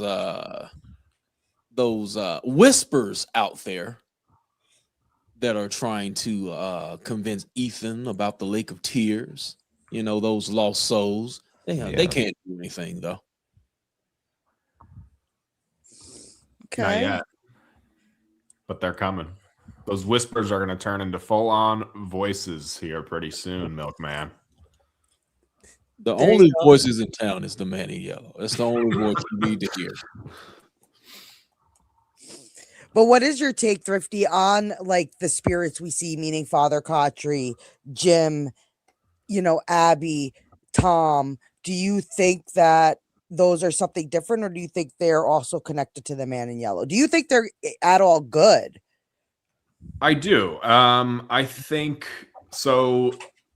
Who has seen these visions? Jade, Boyd, Ethan. So supposedly.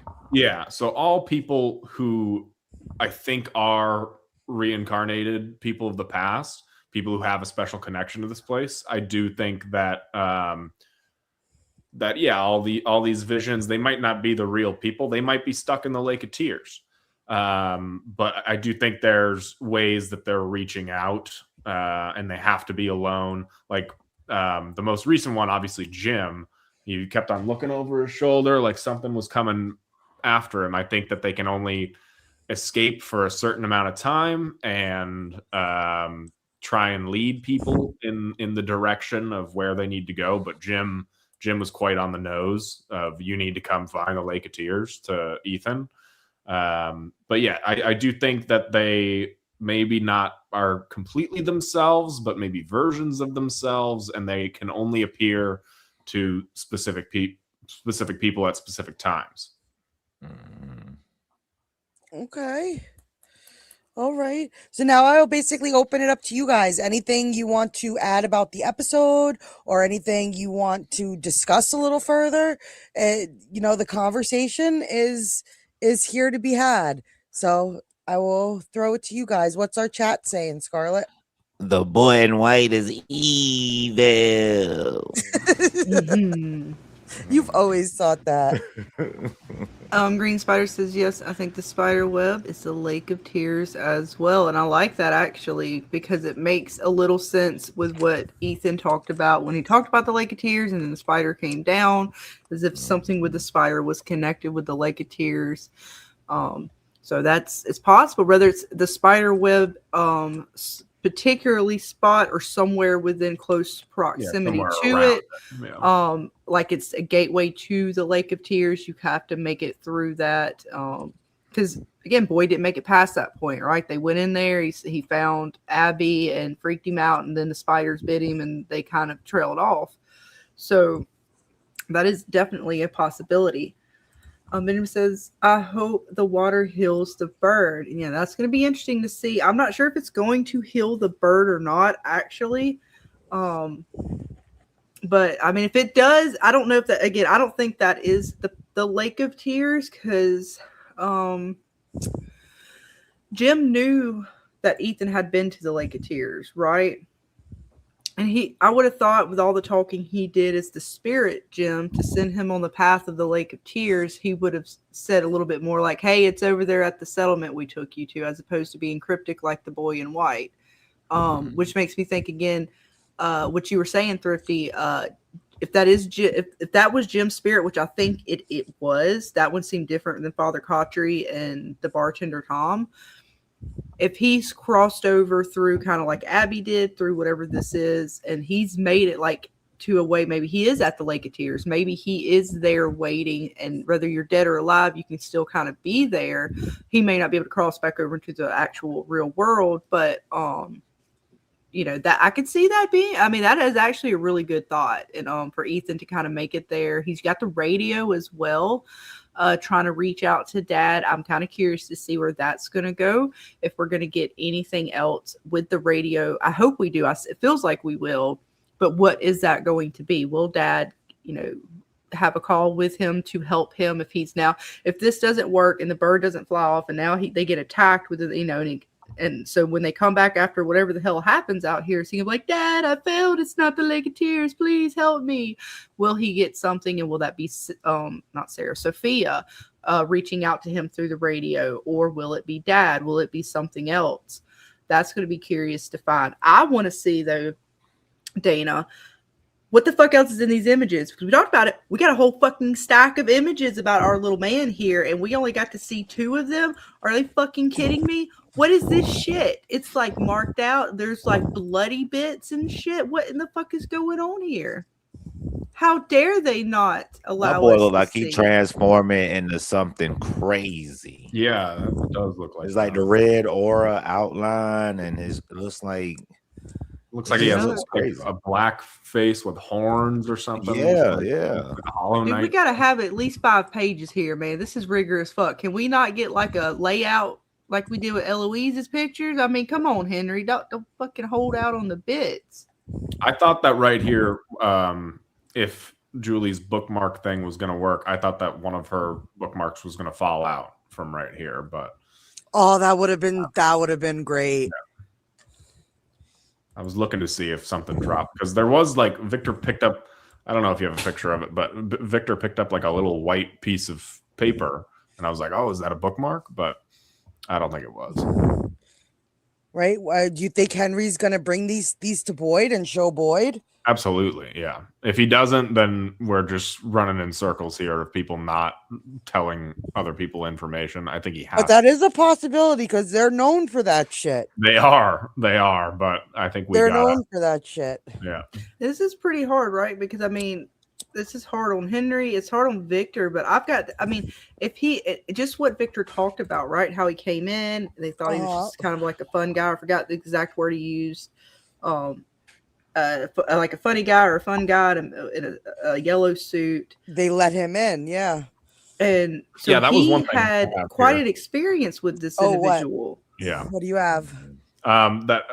We talked about it a little bit, but the fact that seemed like a big answer from Victor right there was that the man in yellow came to town as himself, and they thought that he was their friend and everything. So he at one point went there during one cycle or something like that, or when Victor was a kid, he went there just as himself. Why is he not doing that now, Right. And there's a lot with that. And it also lets you kind of see a little bit more into Victor too, why he doesn't trust people when they come into town. Absolutely. Yeah. And that fear behind it, whether he fully remembers why or not. Like now he remembers the man in yellow. He remembers that wasn't just, a dream kind of deal. It was real. Yet that fear is very real for him. And there was a really powerful cut there where his dad gets the paper, learns of what happened to Miranda, and he's horrified, and then it cuts right to Sophia, and you're just like, that was very, very powerful editing, because you're like, wow, this person is a monster, and now she's just in the town with everybody else. And I really want to see those pictures. I hope Henry takes them, whether it's Boyd, Tabitha. I want him to take it to Boyd, but just for our own sakes, I want to see what's on him, damn it. I want to see what else Victor drew about this man. I what else want did him he know? to take him to Julie. That's who I don't care who he Yeah. takes them to. I just want him to take them to somebody, damn it. And can we have a fucking peep? Well, so that is, I think, going to be huge in the coming weeks. So we have Julie, who just met the man in yellow formally in the flashback. We have these pictures. We have, what is it? Who else knows about the man in yellow? I mean, all those people in that room know about the yellow jacket. So right. And Tabitha knows of the image, and I believe Henry knows of the image. All those people need to come together and be like, all right, so something bad is going on with this man in yellow. We need to figure out who it is. And then they need to kind of figure it out that it's Sophia. Definitely. And but I know we are because it is turning to 11 o'clock. And I know that our panel guest, if anybody does have to leave at this time, feel free. Do not. I got a few more minutes. If you guys want to stay and chat, we will keep it going. If you guys have to leave because of adulting in the morning, we completely understand. But thank you. And thank you. We appreciate it.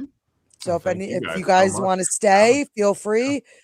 If you want to keep going, I can't leave my house. The milkman says he's going to come get me. So you're stuck with us now, Dana. We got another one. I know. You're finding them out in the wild, Dana. You're doing good. I do. I play Pokemon and I'm good at it. I know. Got to catch them all, man. Thank you, Mr. Milkman. You have secured us another panelist. Yeah, we'll get with payment later. Don't worry, I got a liver for you. Right? Like so if we gave you liver, would you leave us alone? It's got to be a nice liver, right? With they don't eat liver; they just like the skin. They don't eat it; they just bring it back to the man in yellow. Because he feeds off the suffering, right? And well, there's like nothing I could give you that we'd be cool. Like you leave me alone. Give me some bones. Some bones. A bone. Give the milkman a bone. Oh. But no, the liver though. What did I read about? I read something about like it supposedly keeps like something about sorrows or something. Maybe they use the word sorrow, but certain emotions are supposedly kept there for rituals and such. They like to use. The liver is very big in. I know it is magic for the Greek mythology for the story of Prometheus, but there was some other bits about it and how it sort of is. Oh, and the gallbladder's in there too, right? That's where the gallbladder sits, is in there. Mm-hmm. So there's some bits there. We did. It is. What's up with that, Mr. Man? I was about to call you Mr. Man. Yeah, Mr. Milkman. Hey, don't get me mixed up with Boss Man. Well, I was thinking of him when I was thinking of the liver. That I didn't. My bad. I know Vic. We do drink blood, Vic. We drink blood. Whoa, an answer. I know. Like, would you like to further elaborate on that?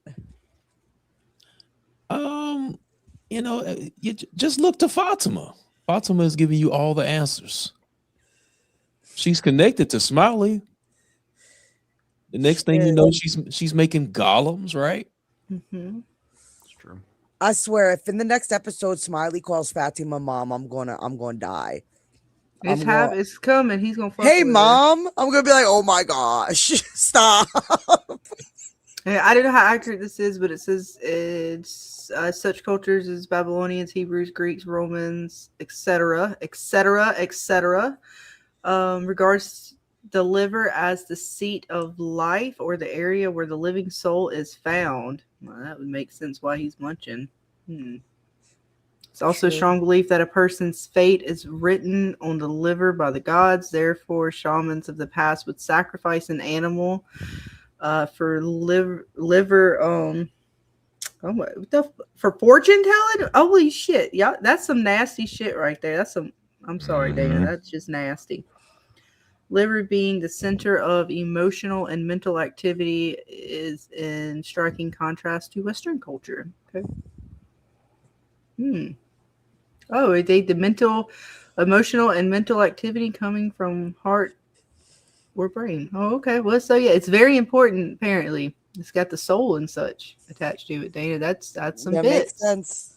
That makes sense. Do I you mean, even and have a he was soul anymore, digging in it. Milkman? I gave my soul away. A long time ago. To live forever. Forever. Forever. All right. It'll be interesting to see. Remember when I had a soul? I mean, it'll be interesting. We'll see. I mean, it's one liver to another. Right. All I could think about is Scream when the kid says "Leave her alone." I don't know why that popped into my head. Well, it makes sense though, because when Christy, all she found left inside of the monster was seemingly the gallbladder, the bile, which was in the liver. So if the liver was the only thing left, that was probably the only thing left that he didn't take from them. The one piece of them, kind of how Jasmine was like, "Oh, we didn't mean to be this way. I'm still slightly human. Just one little part of me." Maybe they didn't take that part. Maybe he left him with that. The rest, though, is just all dried up husk.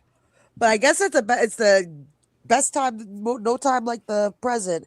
What's your ratings for the show out of 10? And you guys in the chat, I know we gave our initial ratings, but I've watched it like 5 or 6 times. Of the episode or the show in total? Of this episode. So we rate every episode between 1 and 10. What would you have rated this episode? Let's see here. I have a very calculated. He's busting out we got the math, the calculations. Yeah. Oh, this is professional. That's serious. He's like, I gotta math this. What about you, Mr. Milkman? While Thrifty is doing his calculations, what's your ratings for this episode? I'll give it an 8. I'll give it an 8. Nice. Yeah, so I give it an 8.2. Oh, Eddie is like all numerical. I do the decimal, everything. Oh, there we go. I'm curious what qualifiers are. How do you figure this calculation? Pretty simple. So I have 5 different categories. Characters / performance. So does it move the characters along? Are the characters that it moves along are the performances of the actors good? Is the story of the episode good? Is the music good? Writing? And then the last one is technical. So like anything CGI or even like sets or wigs. So maybe that that might have went down a little bit with that. So yeah, I do those 5, and then 2 points is the maximum for each one of those 5 categories. If every category gets 2, then it's a 10. You said wigs, Thrifty. Don't watch a Tyler Perry movie. Well, I mean, I have this really, really nice TV that I watch all my stuff on now. I got you. And on that TV, you could see literally where the wig lines went and I was like, and also I just didn't like the reasoning for her cutting her hair. She was like, "Oh, well, they grabbed onto my hair. I got to cut it." And it's like, well, okay, put your hair up or wear a hat or something. It just like at the end of season 3, we saw that she had shorter hair and we were like, wow, I wonder how that happens. And I guess the answer is just that she cuts it herself, but she still leaves enough hair to grab onto. I don't know. It was just weird. Right. I said weird, that we were watching live. I was like, that's still pretty. That was pretty lot to catch on. And like you have to think like this is probably how she's gonna look until the end of the series, you know. Mm-hmm. And it's just so they're gonna have her in this wig this entire time. I don't know. It's just weird reasoning to me. Right, I would think they would naturally cut her hair because I don't think we're going to see long hair Julie again. No, I don't think so. Yeah. So I didn't understand why they didn't just cut her hair naturally.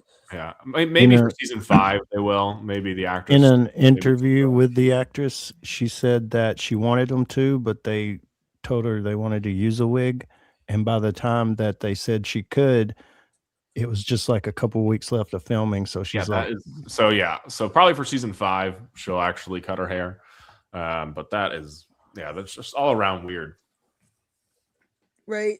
But what about you, Baby Clay? What's your episode rating? 7 all the way. 7. I think this was a solid 7. I'm not saying it's the weakest, but it definitely felt like it was a lot more. I'm not even going to say questions. It was a lot more like kind of sort of opening, like as far as finding new things out with, as far as the rope and everyone seeing the yellow jacket, but it still didn't the Sarah reveal. Yeah, the Sarah reveal. But the ending to me, I felt like I didn't think it was going to be that. I thought, the ending would have been Jade starting off his trip, and that would lead us into the next episode. Because I could give a damn what they poured out that lake. I wanted to see what he was going to see. But I felt like the ending was a little mid, but that's why I'm giving it a 7. I still love the episode, don't get me wrong, but if I had to rate it, it would be a solid 7. Maybe the answers will go hand in hand. What Jade sees. I hope so, and I know they will. I know Jack Bender and Jeff Pinkner are damn near geniuses at work, so I'm not doubting their skills, but it's just like I kind of wish the ending would have ended differently. That's the only reason I'm giving it a 7, but at the end of the day, solid episode. Okay. And James, does your rating still stand from Saturday? Yeah, it does. I think I give it a 7.5 or something, or 8. I could live with that. And any highlights on why you rated it that? I must not have as good a TV as It's a blessing and a curse now. But, well, we all know I can't see shit. So it doesn't matter. It doesn't matter what it is. I don't see it until you guys tell me, did you see that? And I'm like, damn it, no, Scarlett, I need your screenshot. Zoom in for me, please. Show me what I can't see. But what about you, Scarlett? Your ratings still stand? Yeah, I'm trying to remember. I think I gave it around the same y'all did. We were all like around the 7.5 to 8 range. Definitely, if anything, if I was around anywhere around a 7.5, I'm definitely at an 8.5 after watching it the second time. The first time we watched it, we were live, we talked, me and Dana kind of like get into the episode in a different way, like where you don't catch certain dialogue bits, they don't hit the same. So, doing my screenshots and kind of really paying attention to more of the dialogue, I would say it goes up as definitely more than going down. Because I could pay a little bit more attention to some of the bits. And again, whether it's as fast paced as some of the other episodes, they're still giving us a lot. Even the last episode, that was kind of a setup. I know we were expecting a little bit more in some regards, possibly. But again, I don't think it necessarily failed to hit the mark. It's just, again, they're kind of the way it's the pacing that I'm used to with From, and the talking like that. What sold me really on the episode was that they opened it with them discussing these bits, kind of everybody coming together with a little bit of pieces and with certain characters together in that moment. It was really good setup. And then, of course, we're getting Julie's story walk, and she's trying to figure it out. We're getting to see in real time her figure out to get to the point that we see at the end of season 3. So, again, they're continuing to move our characters along. It's not so much of a holdup as much as it is just, again, we're getting that development.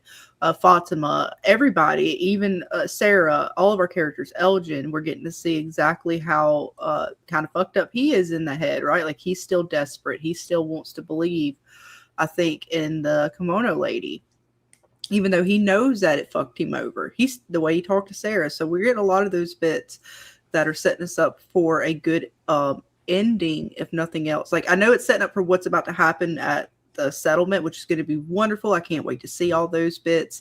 Kool-Aid folks popping in cabins, and who knows what else with Julie's going to happen.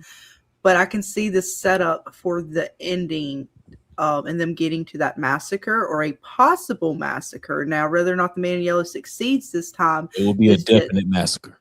It's yet to be seen It's if coming. they will foil their plans or not. It's coming. But the setup is masterful. I love it. I love how they're setting it up. They're giving us the bits. They're not holding back the season.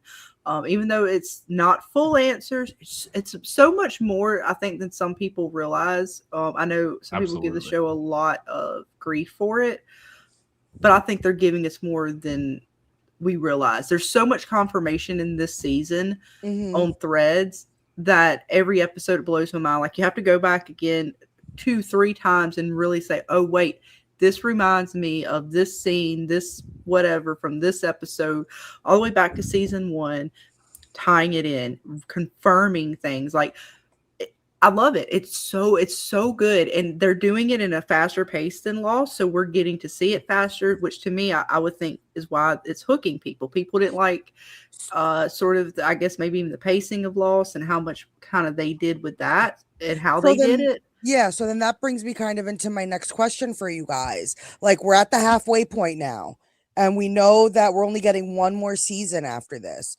At this moment, are you guys happy with where we are in the story? Like, are you getting enough out of what we've gotten so far? Because I know I've actually seen people complaining that they feel it's too slow. We're not getting answers fast enough. Like, I know you're always going to have the group in any fandom that's going to complain, but I'm just curious for you guys who you actually make content about the show. You're watching it and, you know, putting your stuff into videos. Are you happy where we are? And I hate to cut you off, Dana, and you guys hold your thought, because we have an awesome $20 super chat from House of Mystics. Hi, Dana, Scarlett, panel, and chat. I love your channels, games, and graphics and toys. Chat is incredible in these From Streets. Oh my God, thank you so honey, much for the $20. We appreciate you guys, and I gotta play this for you. We got a little something. I hope you enjoy these bits. Welcome to the fever dream. Fever, you're on fire. Welcome to the burning desire. I said fever, join the party. We're burning all through the night. Again, thank you so much, House of Mystics, for the $20. We appreciate you, and we love you for hanging with us and keeping the dream of From alive. Right? We would not be here without you guys, and we would not be able to keep the lights on without awesome donations such as this. So we thank you. I know it's Scarlett and I are very, very humbled. We're new to this game, so to speak, as well as Baby Clay, and you guys have just been awesome with your support and everything, and making us feel like this is doable.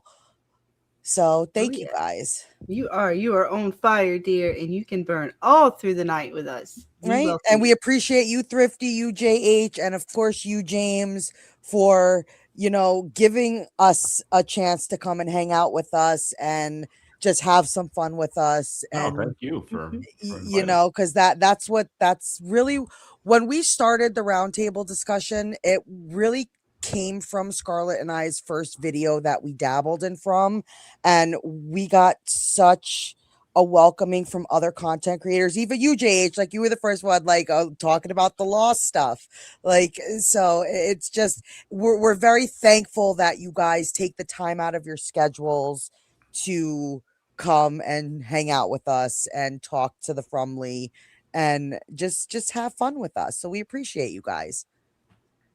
Back to your question, my dear. I'm totally forgot what you asked. I'm just asking if we're almost at the midway point. Are you guys happy with the season so far? Ooh, Thrifty, what do you think? I am so far. Yeah. This is, I said earlier, this is my first season watching week to week. So usually, like, if there would be like a slower episode, it was like, oh, whatever, you know, you can just watch the next one. I don't think that it's particularly slowed down or anything. I think that in season 3 last season, those first 4 or 5 episodes were like constant, nonstop, just balls to the wall, and it's kind of hard to do that. Like, there's not every episode can be a 10 out of 10, but yeah, I'm happy with the way the season is going right now. We're past the midway point of the series as a whole. So things are naturally going to have to start condensing. And I think that they're addressing that while still opening up different new mysteries, but I think they'll all be tied together. And so, yeah, I think that everything is being paced out appropriately. Awesome. And what about you, Mr. Milkman? Are you happy? Are you happy? Are you satisfied with your work? Milkman is happy with the slow, deliberate burn. That's how we like to torture and eat our victims. But you haven't really got any victims this season, not yet. Not yet. I mean, Jim, I guess, but that's because we're cooking them up. We're cooking you up, Donna. Yeah. They're preparing for the big feast. Now they're preparing for the big feast right here. Yeah. The massacre of all feast for our man here. They're preparing the way for his bountiful meal. Yes. Do you guys think that is realistic, like a realistic ending here, having this all happen again? I think that's what they are leading to. Now, whether or not they stop it, I don't know.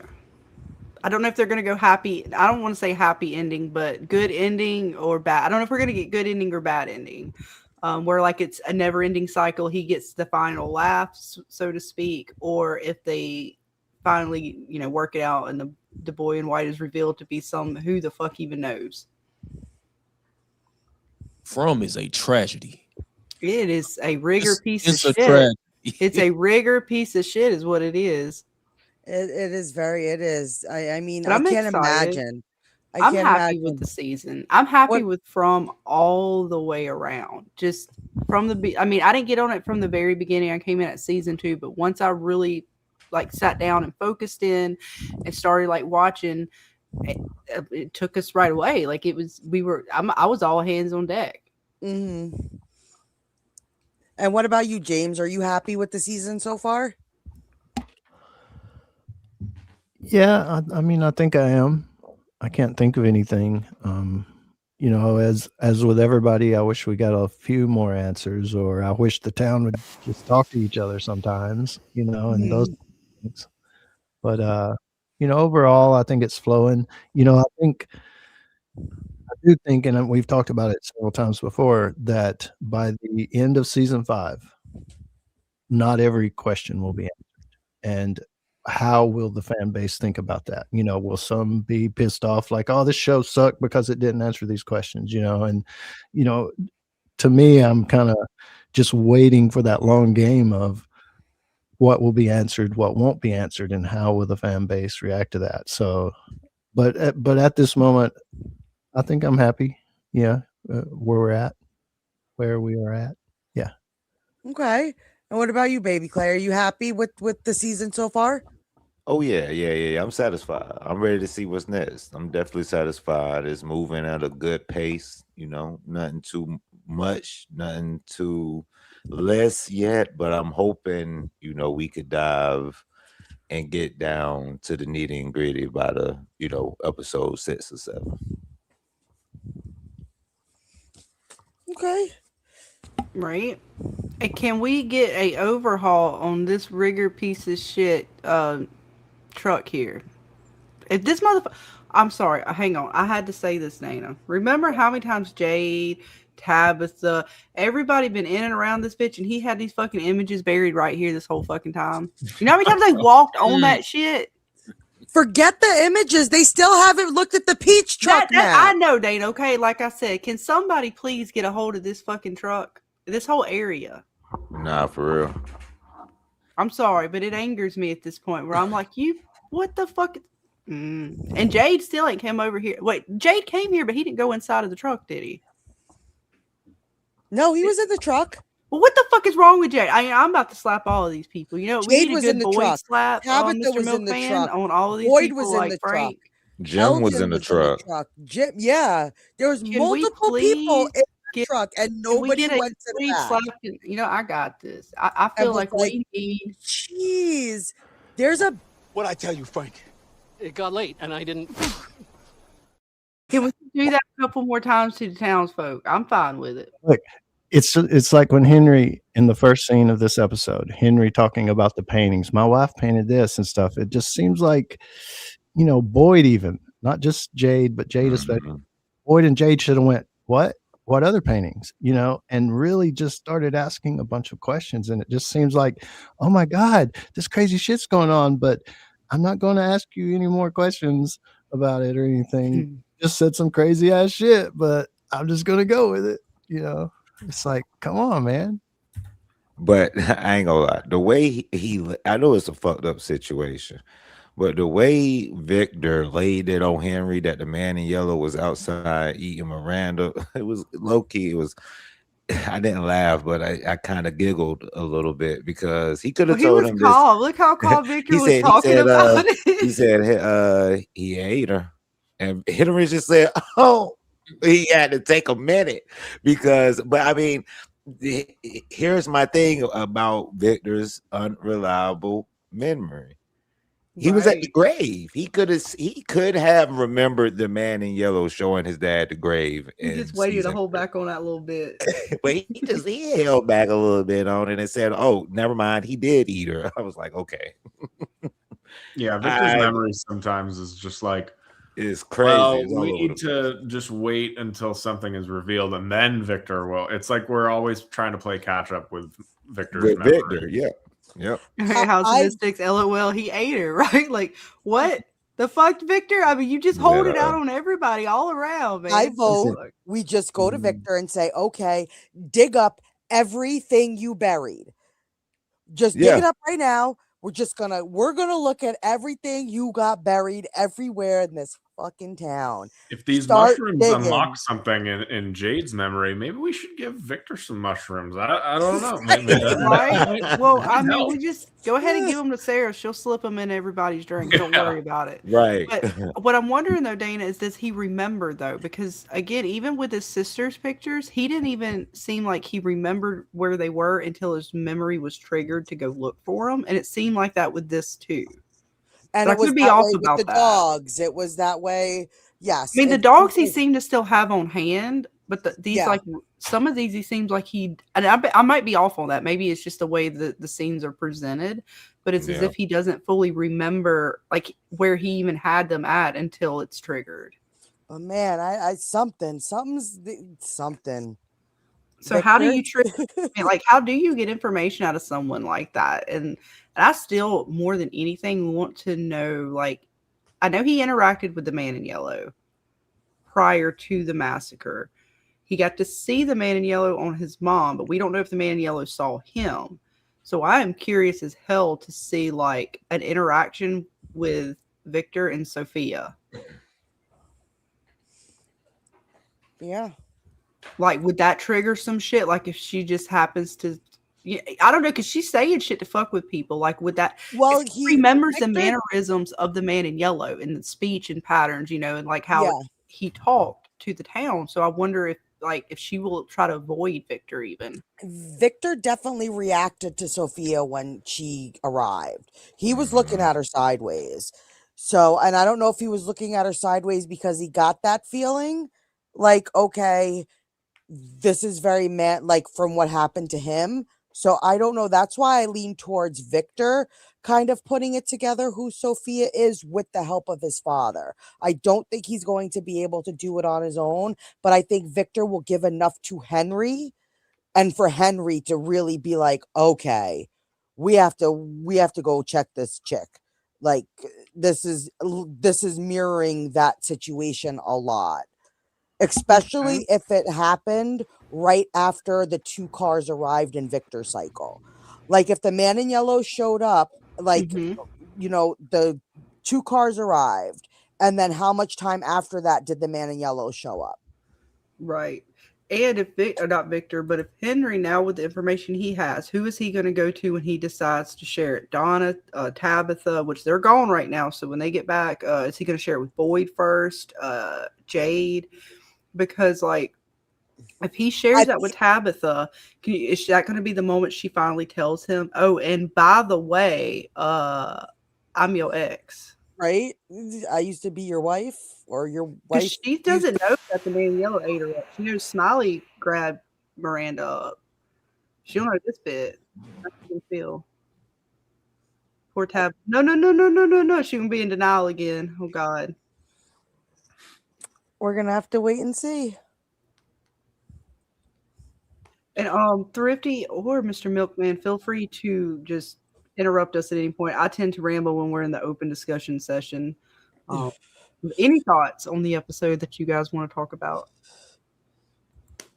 The I milkman think is just vibing, just listening to your thoughts and theories, and saying who we need to take out. Who's getting I'm one? not scared. Can You already I know. do I've already ideas?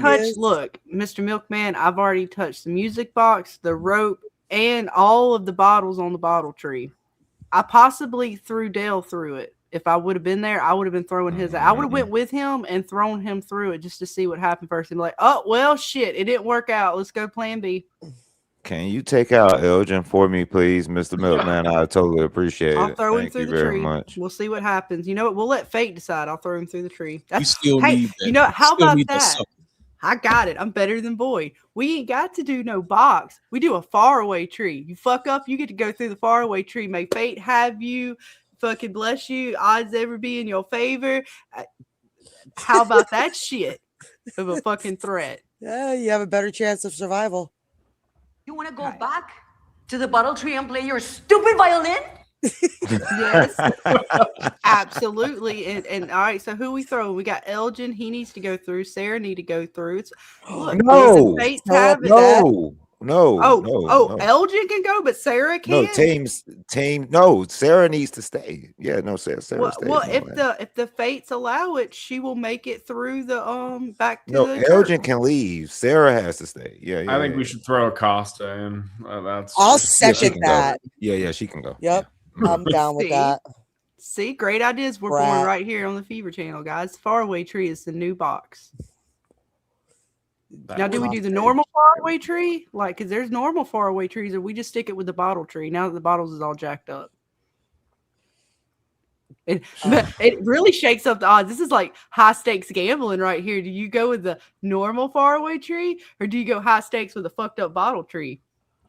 And the boy in white's fucking talking about maybe you'll go to the lighthouse. Maybe, maybe you'll go Your wife's home. like the fucking like with the little host chick or little girl. I mean, on the side that's like, here's the tree. You know, she's all arming at the shit. Thank you for your non-fucking answers, as you fucking look like a grown-ass man now, voice dropping and shit. What the fuck? That's one thing I have to say. I agree with Tabitha. Stop speaking in riddles.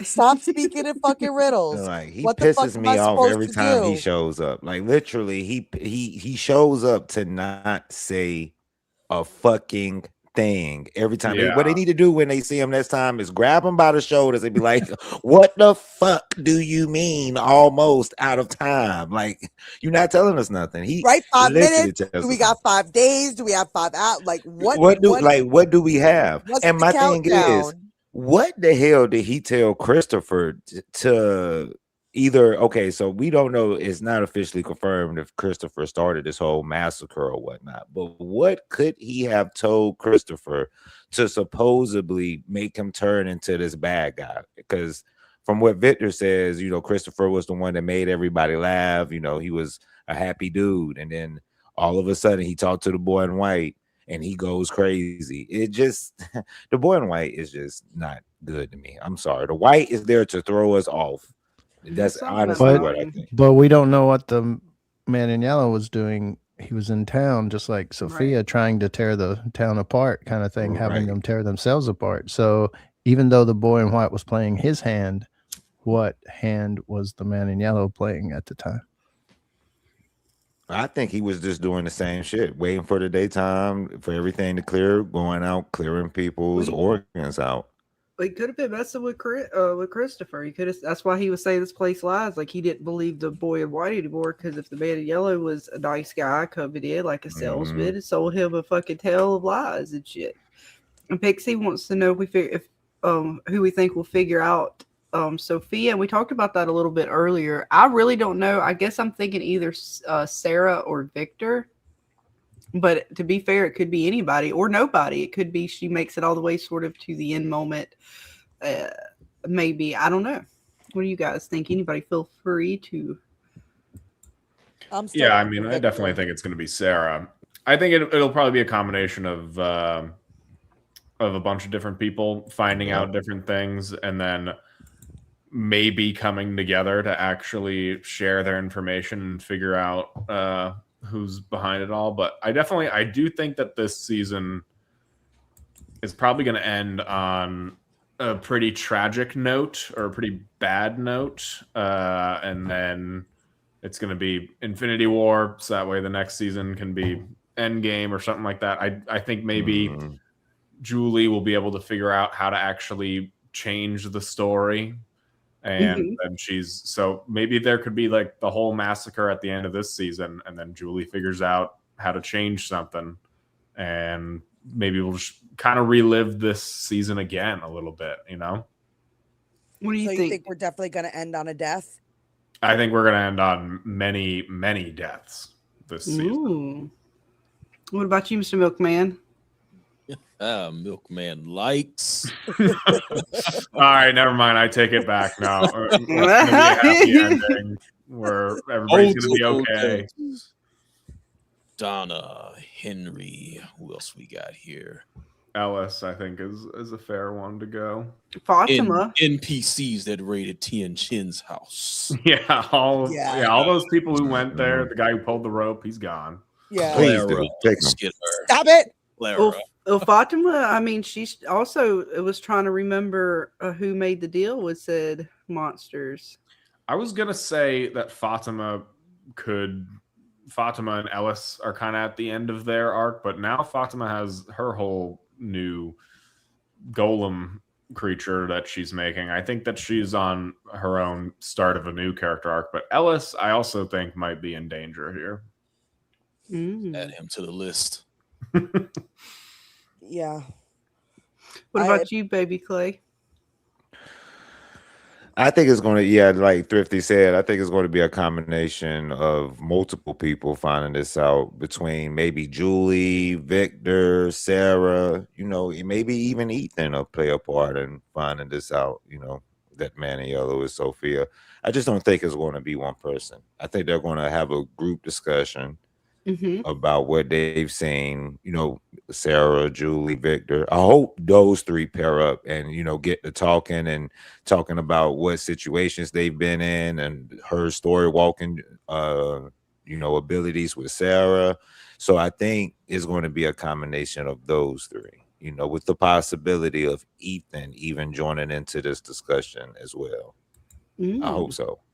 What about you, James? I know we talked about it a little bit earlier, but who do you think is going to be the one to possibly, if anyone were to, suss out Miss Sophia? Yeah, I'm pointing towards either Victor, maybe Henry. It's hard to say because of how things will play out. Because if you think about it, what will happen if they do? I mean, they can't fight him. They can't, kick him out of town. I mean, it's almost like the monsters, but one in the daytime that's right there living with them. So it's hard to imagine really how that's going to play out. Thus, it's hard to imagine who would say, "Oh my God, he's the man in yellow," and would other people even believe him? I can picture something kind of similar to the end of the last season with Elgin, where they maybe a few of them are totally convinced that Sophia is not who she says she is, and then there's another opposing group of people who are like, what are you guys doing? Why do you have this girl tied up and kidnapped? Like, we got to let her go. And then they're like, Julie and everybody will be like, no, I promise you, she's not who she says she is. I could see something like that happening. Yeah. And, it's the Sarah syndrome, because people would say, well, she's a normal person, just is being manipulated by the monsters. Absolutely. And she could totally play that part if she needed to, or the entity, because my belief is it's not the man in yellow. It's an entity that was the man in yellow and was someone else before that in a previous cycle. And now it's Sophia. And so that's the thing, we've already witnessed how powerful this entity is, in all kinds of ways, that it can not just manipulate, but destroy houses and make them fall in on itself and, do some crazy ass shit. Right. And for whatever reason, knows the Bible like the back of her hand. Yeah, Right. that is something else that stuck out to me as well. Why does the man in yellow know the Bible front to back? And she's using very specific things from the Bible too. Yeah. It's so specific to things that are like the coming of something or testing the faith of things. Like she's rigorous fuck. And is it just because of the character or form that she's in? Has every iteration of the entity used the Bible like that, or is she just playing the character that she transformed into? The preacher's daughter. Like, that's the part she's playing. That's why there's the references to the Bible. Like if you go back a cycle to when the man in yellow drove into town, did he use, the Bible? Did the one before that use the Bible? Did that kind of thing? Or is she just playing the part? The entity is just simply playing the part of preacher's daughter. True. I think the entity is referring to itself as God. That's why, the Bible verses play a part in it, because I think the entity looks at himself like, hey, I'm God. I control things here. I can make people do whatever I want at will, and that's why I think the scene was playing in between shots. You showed Sarah, and then while she was talking the scripture, I just thought like, hey, this entity thinks it is God.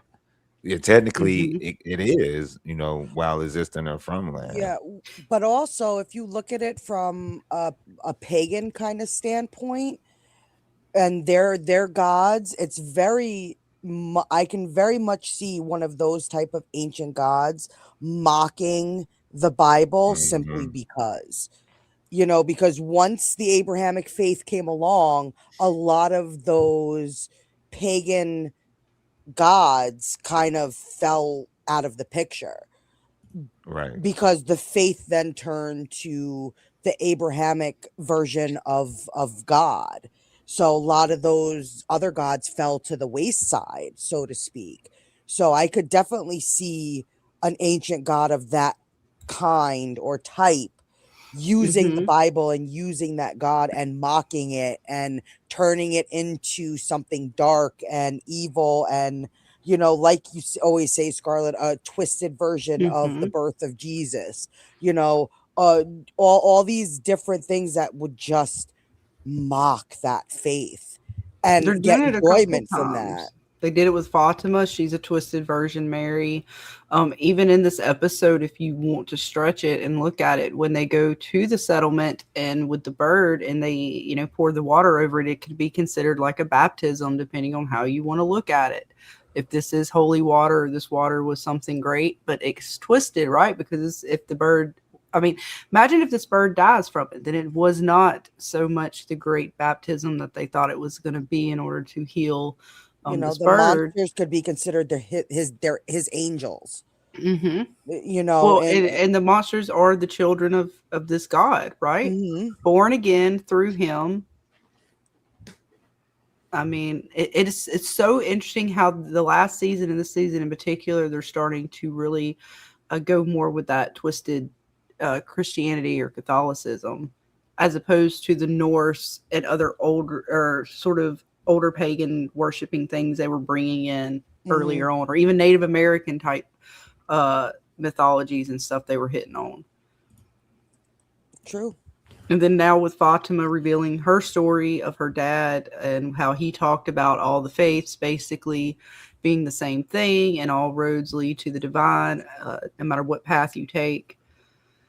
It's solidifying a lot of those things, and that this, like you said, James, it's taking this particular form right now, and that could be too because this particular group has a more Christian base to it. We have the Father Khatri that came in. They set up a church, and a lot of the people who do come in here do seem, or at least some of them do probably follow some or believe in, or at least the faith that is sort of probably the biggest one might be some form of Christianity. I know Tian Chen may not have been Christian, but I'm sure a lot of the folks that went there, they seem to go to his church often as sort of a place to, to have that faith in order to, deal with things. So that might be why she chose this, or it chose to take on that faith. And if people had believed in something else, maybe it would have taken on that faith in that form.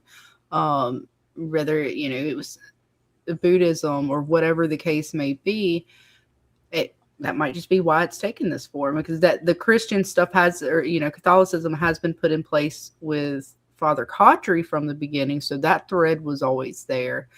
He wondered about, was this the 74th book? So with him putting his thoughts and his energy of that into this place, is that why this place took that form? Well, maybe. I don't know. A lot of thoughts. I ramble. I apologize. Right. But I know we are getting close to midnight, and we're probably going to be wrapping it up soon. Yeah, I probably gotta get I going. just want to say thank you guys so much. But Thrifty, what do you have going on? What's in the works for you? I know you're going to come on and talk some Walking Dead with us tomorrow. Yeah, absolutely. You're more than welcome. I hope you join us for the finale. We're going to do something big for the finale. And any episodes you want to pop on and join the panel, you are more than welcome to just let me know when you're available. Thank you. I know you were talking last night, some videos you were going to be dropping, hopefully. So I've got going on tons of stuff in the works. I'm working on a massive Game of Thrones video. It's going to be like 4.5 hours long. I'm halfway through it. Nice. I'm working on a video on Troy, which is like the first half of the Iliad, which is the Iliad, and then with Christopher Nolan's The Odyssey coming out. So I'm doing that. I'm working on a big video about what the best werewolf movie is. And another thing that all from American Werewolf in Paris. Yeah. I think that you guys should all check out the show Widow's Bay on Apple TV. Huge mystery. I think it could lead to some conversations like this. It's like if Parks and Rec met Midnight Mass. So it doesn't sound like that would work, but it does. It absolutely does. You guys should check it out. I'll be making a video on that. I'll be making a video on From when the season's ending. I got tons of stuff in the works. But awesome. I know you said you're going to be dabbling more into live streaming. I am. Yeah, I think I went live for the first time ever last night. That was a lot of fun. So much fun to do, and so I'll probably be doing that in the near future as well. Awesome. Thank you guys so much for having me. This was so much fun. Yes, thank you for joining us. Anytime on Friday night, when we do the Friday night fevers and stuff like that, man, anytime if you're around and available, feel free. And feel free to come hang out for my birthday. We're gonna doing that. It's Memorial Day weekend. I'm a Memorial Day baby. So we're gonna be doing stuff that weekend, and we're gonna have some giveaways going on. So we're gonna be giving away the From t-shirts, some more stuff. I know Nick L popped in before. He's made us so much stuff. You guys were all so great, so very nise. Yes. Maybe except for the milkman, he kind of scares me a bit, but we'll be seeing you tonight. I have my talisman up on the door, so don't even try it. But but we will be in touch. Guys. Yes, absolutely. I'll be around. Thank you guys so much. It was and I'll let you know about tomorrow. What time, James? Okay. Yeah. 7 p.m. Central. 7 Central. Okay. Perfect. I could probably do that. And typewriter, there's only one way you can leave out of here.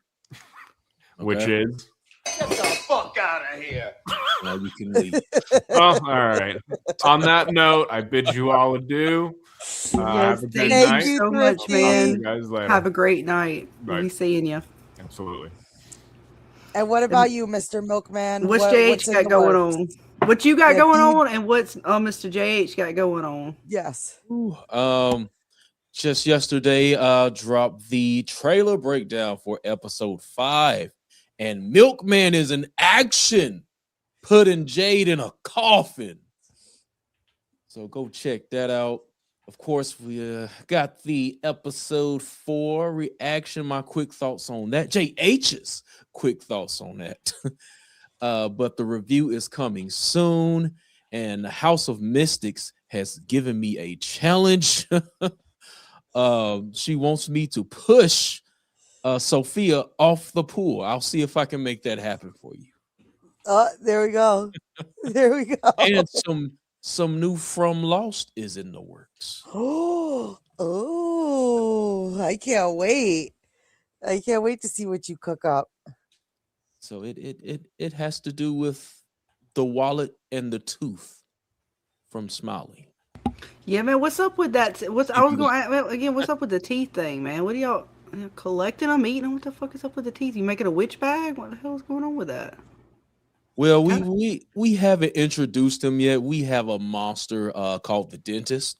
He creepy as fuck. Teeth are creepy. Got creepy ass tooth fairy popping up. Him in season 5. I know what y'all do with the bad teeth. They crush them down into fairy dust. Dark magic. Yes. But as always, you are more than welcome to join and come hang out for my birthday. And I know we will see you for the finale, but you are always welcome to join anytime. Yes, I will be bringing the 1864. That's right. We'll take some shots. Very rare that I take shots. All the time, Dana. Oh. Well, I don't. I'm making special fruity shots for myself because I'm a lightweight. I'm going to be taking shots Friday night. I'll wait till Fever After Dark. It's fine. I'll maintain the professional S setting. Yes, maybe. But thank you very much for coming and hanging out. Yes, we will be spiking the milk. Hell yeah. Damn it, now I got to go check my milk. Milk shots. Hey, no wrong with that. Depending on what about you, Baby Clay? What you got in the works? I definitely got some shorts that I'm working on for TikTok and YouTube as far as like videos of From and Spider-Man Brand New Day is dropping July 31st. So I will be doing a breakdown and spoiler video for that because I have advanced tickets to go see it in Virginia Beach. And nice. That's about it. We're just dabbling into From a little bit of the Marvel Cinematic Universe, a little bit with Spider-Man and Doomsday on the way, and that's about it. Yep. Nice. You guys definitely go check out Baby Clay. He's going to be hanging out with us, and I know at some point as we get through From, I'm definitely going to do some more gaming streams with you, man. Damn right. I can't wait. We got to figure something out though with Apex. I don't know what the fuck it did to me. Did you see? I'm telling you, it wouldn't let me get a fucking game. I'm protesting. It's like that sometimes. These servers are bullshit. Anyway, I digress.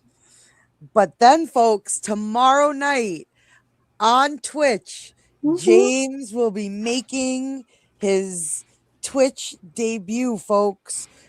And I will put all the links up in the Discord when the time comes. But James... Yay! I don't have a soundboard like the milkman, so I can't give you a round of applause. Yeah, we're gonna do the thing. It's gonna be fun. I went onto my Twitch to make sure I still had one. Yeah. I've never used Twitch. Is so different than YouTube. Just the layout of the dashboard, everything about it. So it may be a bumpy first stream, but we're gonna try it. I can't wait. So Walking Dead tomorrow, From on Thursday. Mm-hmm. It's gonna be fun, James. Oh yeah, it'll always be fun, no matter how bumpy. Right? We have fun no matter what we do. Yep. And what about us, Scarlett? What we got going on? Well, again, we'll be hanging out in and around James's bits. So, I probably won't be doing nothing too much until Friday night.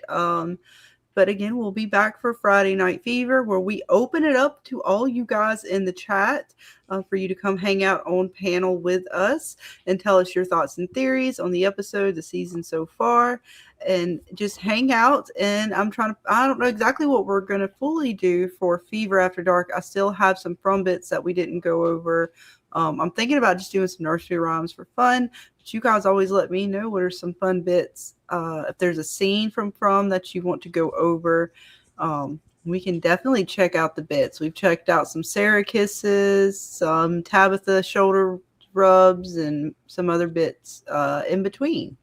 So we definitely want you guys to come hang out. And the Fever After Dark is for members only. So you guys want to truly participate and hang out, you got to become a member. Otherwise, you got to be a member. That's how we get the fire started around here. So definitely come hang out with us. And then Saturday night, we will hang out on Dana's channel where we will ready ourselves for the next episode and watch together on our own devices, syncing up. And you guys can hang out and hear our first hand account of the episode, our reactions, all the bits as we freak out together. Yes. And for those who cannot watch the episode, I know that Delsenia holds the watch parties over at Real's Discord. So if you don't have access to the episode Saturday night, he will or she will be showing it in the Discord. So yes, definitely. If you're not part of the Discord, make sure you join up because you don't want to miss out. That's where with YouTube and its fuckery and not sending out notifications and all of the bits. Yes. Discord is the place to be. I do try to post on X, but Twitter. But I'm not great with social media, so Discord is the place to be. And from time to time, we hang out in there as well. So if you want to catch us on the off hours or hang out, that is where we would be at. And you guys let us know. That is something I'm down for the most part. If you guys want to go over an episode and we're not streaming and you just want to hang out, let us know. Let me know. And then it's going to be birthday time and big giveaways. So we will be doing giveaways for our folks in the United States. Unfortunately, since I cannot ship outside of the US, we have something else for you guys that we're going to be giving away. I'm going to be giving away some monthly subscriptions to MGM Plus for all of our folks who are not within the United States and can't participate in the physical giveaway. So even if you're not in the country, we still got something for you guys. So, and hopefully some cameos. There was, I believe I made 3 versions of a Julie story walking song in the Discord. I'll try to find it again. So maybe Friday night we will play that as well and get your guys' thoughts. See if y'all like that. If you want to make another version, because I was thinking about doing another song for our girl Julie and her story walking. Shut up, Milkman. It ain't trash. It's great. She's going to work it out. She's young. She's stumbling around. She'll figure it out. And my man, Randall, he keeps grabbing his belt buckle. No, he's leave him alone. He can just hold his belt buckle. All I need Randall to do is to stand there and hold his belt buckle. That's all I need him to do. Marielle, stay far away from them. Marielle, she needs to stay far away from everybody with them scissors. What? But I'm just saying it's a dangerous, sharp object. And with her getting chained up and the cicadas popping around, I don't want her to accidentally stab nobody in the eye like Elgin. He's going to lose both his eyeballs with Marielle. I'm more scared about her giving me a mullet. Either way. But again, thank you guys all for hanging. Come back Friday night. Where we'll open it up. Always, dude. I know you'll be back Friday night to hang. Damn right. Again, we're going to open up to all you guys and let you tell us your thoughts and theories. We're going to dive even further into the episode as always. But yeah, I can't wait for the next one because the bits, they keep coming and the stakes are only getting higher. And with the milkman threatening everybody, I mean, we're going to have to find something to do. I'm throwing y'all in the river, Mr. Milkman. You love it down in the river. Do you? I'm kind of curious to find out what would happen. I mean... I'm a curious one. I told you we just like to hang out for a couple years. We in a good rush. Night, y'all. Thank y'all for having me. JH, my everybody. Boy Jame, Scarlett, Dana. Hope everybody has a good night. Thank y'all. That's right. You guys have a good night and come back. Everything broke down. We'll be visiting you as well. Oh shit! He's done. Oh shit! Oh well, I got my talisman up, so I mean, just don't open the door for nobody. You'll be all right. And I got my shirt on. And I'll open up the door for strangers. And we just want to come by and talk shit about Boy and White. That's all. Just have a couple drinks. Oh well, we talking shit about the Boy and White. I might can chill with you, Mr. Milkman. Yeah, don't listen to him. Oh, good night, y'all. Have a good night, man. Yeah, come back tomorrow night on Twitch to hang out with James, Dana, as they talk some Walking Dead. And then Friday night, and Thursday night again over. There's so many streams going on, folks. There's just a lot of bits. So make sure That's you why you guys are gotta be sub in the to Discord. everybody and join the Discord. You don't want to miss out on any of the fun giveaways and things. We may have some other special cameos coming your way, folks. So stay tuned for that. And yeah, stay safe. We love you guys, and we will see you all in the next one. Bye, everybody. Bye, guys.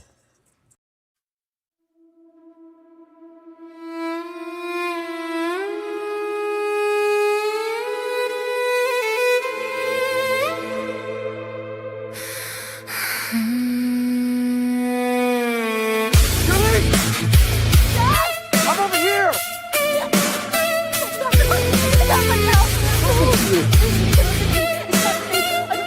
I think this is what happened. The man in yellow, quite a calm and violent fellow. What's with the stick, the dress